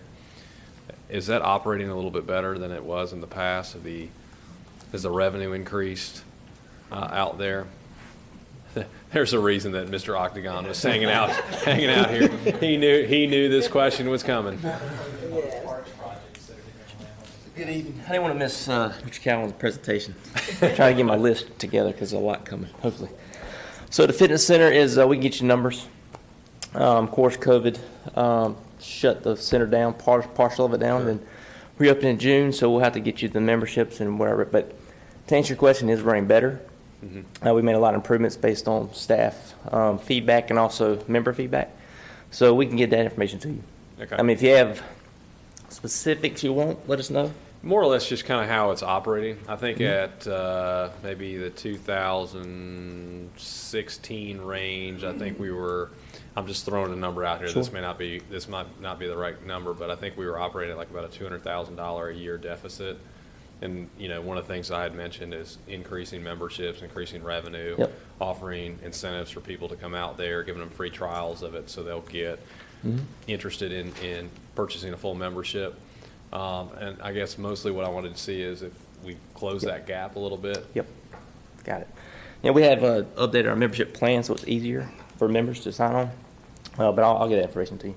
We'll provide for the council both the financial picture as well as numbers of members and activities that are going on. I don't need a ton of stuff. I mean, honestly, I would just like to know the financial stuff with it. I mean, I don't need to know how many members we have and how much it's increased. I don't need you to spend a ton of time. Just the bottom line, yeah. Sorry, we went off track a little bit. Any other questions? Is it a paid membership? Oh, okay. Any questions? Anybody want to entertain a motion? Move to approve. Second. All right, motion's been made by Councilmember Bell, second by Councilmember Daniels. All those in favor say aye. Aye. Those opposed say nay. Motion passes 5-0. We are done with our numbers. We're going to move on to the city manager's report. I have no report, Mayor. All right, comments from the mayor and the city council. I see somebody actively pressing buttons over there. We'll start this way. Councilmember Litchfield. Oh, actually, I do. You. He forgot. It is, today is my 15th anniversary with my lovely wife, Michelle. And I am spending it here with you guys. She's super happy. That's dedication. Probably what she wants. Yes. Yeah. Super happy that you're not there. I'm guessing she's not watching, but happy birthday to my lovely wife. I mean, Anniversary. happy anniversary. And, well, her birthday was a few days ago, so I get to knock out two at one time. All right. Sure, this counts for a lot. There you go. All right. Happy anniversary and happy birthday to. Funny enough, last year our anniversary, I was in the same room. No. 2 years in a row. Wow. Pretty impressive. She's probably thrilled. She likes the shout outs. Yeah. All right, Councilmember Meyerhofer. Move to adjourn, no comment, thank you. All right, Councilmember I have no Smiley. comments, but I'd like to second his motion, but I won't. Okay. Just to throw off just so we don't get any parliamentary traps. There you go. Good. Councilmember Bell. I'd just like to remind everybody that tomorrow is our first Free Boot Friday of the football season. It's a great time to come out and enjoy fellowship with other people in the community. Get really fired up for the home football game that we got against South Carolina this weekend. Go Pirates. And Free Boot will have live entertainment. We'll have a grog garden, food, and rides for the kids. So come on out. Thank you, Mayor. All right, Councilmember Daniels. Happy anniversary to the Litchfields. I wish you 15 plus more happy years together. Congratulations again to the members of the gang unit for the phenomenal job that they're doing, and also to our Babe Ruth baseball team. And I want to give a special shout out to the Special Olympics basketball team as they're being invited to the USA Games next June. Yeah. The games will be held in Orlando, Florida at the Disney ESPN courts. I might go. The Pitt County 5v5 basketball team qualified for USA Games by winning the North Carolina tournament in 2019. 9 athletes and 2 coaches will represent North Carolina at the tournament, which will include 6 to 7 games. The coaches will include Raymond Henderson and Recreation Supervisor Brent Hart. All right. A big old shout out to them. And but there's more. I know we talked a little, some about redistricting. Want everyone to know that some of our state representatives will be discussing redistricting at Pitt Community College Thursday the 16th at 3 p.m. And just a little note, I'm not sure if I mentioned this before, about the ditches in countryside state. Some of the residents have been concerned that they've not been cleaned out, and there's been some flooding there. But thank you. All right. Thank you very much. First, I'd like to start off. I was told that there was a council member that celebrated a birthday yesterday. I don't know if anybody knows who that was. Does anybody know whose birthday it was yesterday?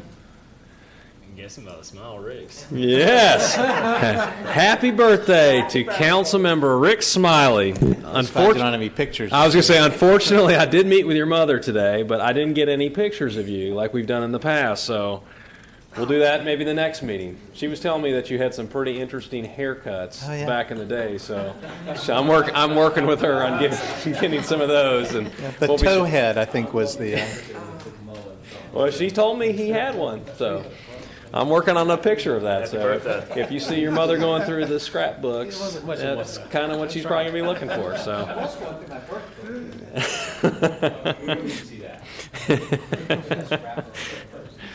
Also, I want to remind it. You're welcome. Also, I want to remind everybody tomorrow is the opening of the Field of Honor. Please make sure that you go out and check out that display every year. It's an amazing display of flags, and thank you to the Greenville Noon Rotary for putting that on every single year. It's really neat to be able to see that in the town common. It's a great display of patriotism and also honoring all of our heroes. And then also want to remind everyone that Saturday is September 11th, the 20th anniversary of September 11th. I think we all know where we were at that time when we learned about what took place in September 11th, 20 years ago. And please remember all those people that we lost on that day. Take a special moment to remember them and also use it maybe as a day of service to give back to your community and show your respect for those that did not make it. The city will be lighting up the Green Street Bridge. I believe we're doing it tonight. I think is the first night through Sunday, if I'm correct. We're going to light it up red, white, and blue. We've got the American flag that will be out there, and I believe we're going to lay a wreath. I think tomorrow, and we're going to do things mostly virtually this year, unfortunately due to COVID. But please go out there and check out that display as we honor those people that were lost. The Field of Honor will not be virtual. There will be Field of Honor will be several in person. hundred flags out there. Yes, and we're excited about that. Also, remind everybody that Pirate football is back. Please be safe when you go out there. If you go out there, we want to see our Pirates win. We got South Carolina this weekend, and we're hopeful that we're going to even the record out to 1-1, get us back into the W column. And thank you again to the Clark family for donating, I think, about approximately 6,000 tickets for our first responders to be able to attend the game on Saturday. It was really nice of them. I know several of our first responders through the city of Greenville were able to take advantage of that, and hopeful that that gives them a good opportunity to kind of relax and see a good football game. Finally, I want to remind everybody about COVID-19. Unfortunately, it is still here. It seems like it keeps picking up steam every time we talk about it.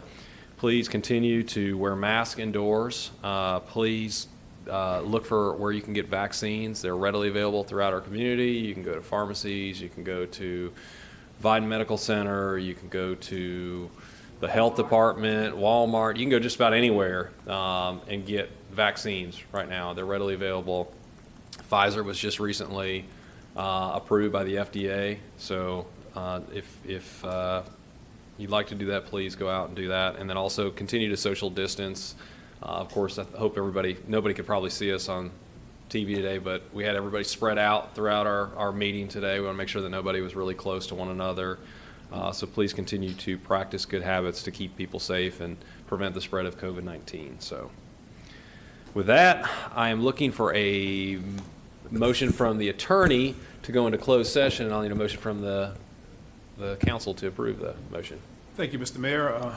Mayor and council members, the city administration request that the council adopt a closed session motion to consider an economic development matter in the area served by the public body, including agreement on a tentative list of economic development incentives that may be offered by the public body in negotiations. Move to go into closed session. Second.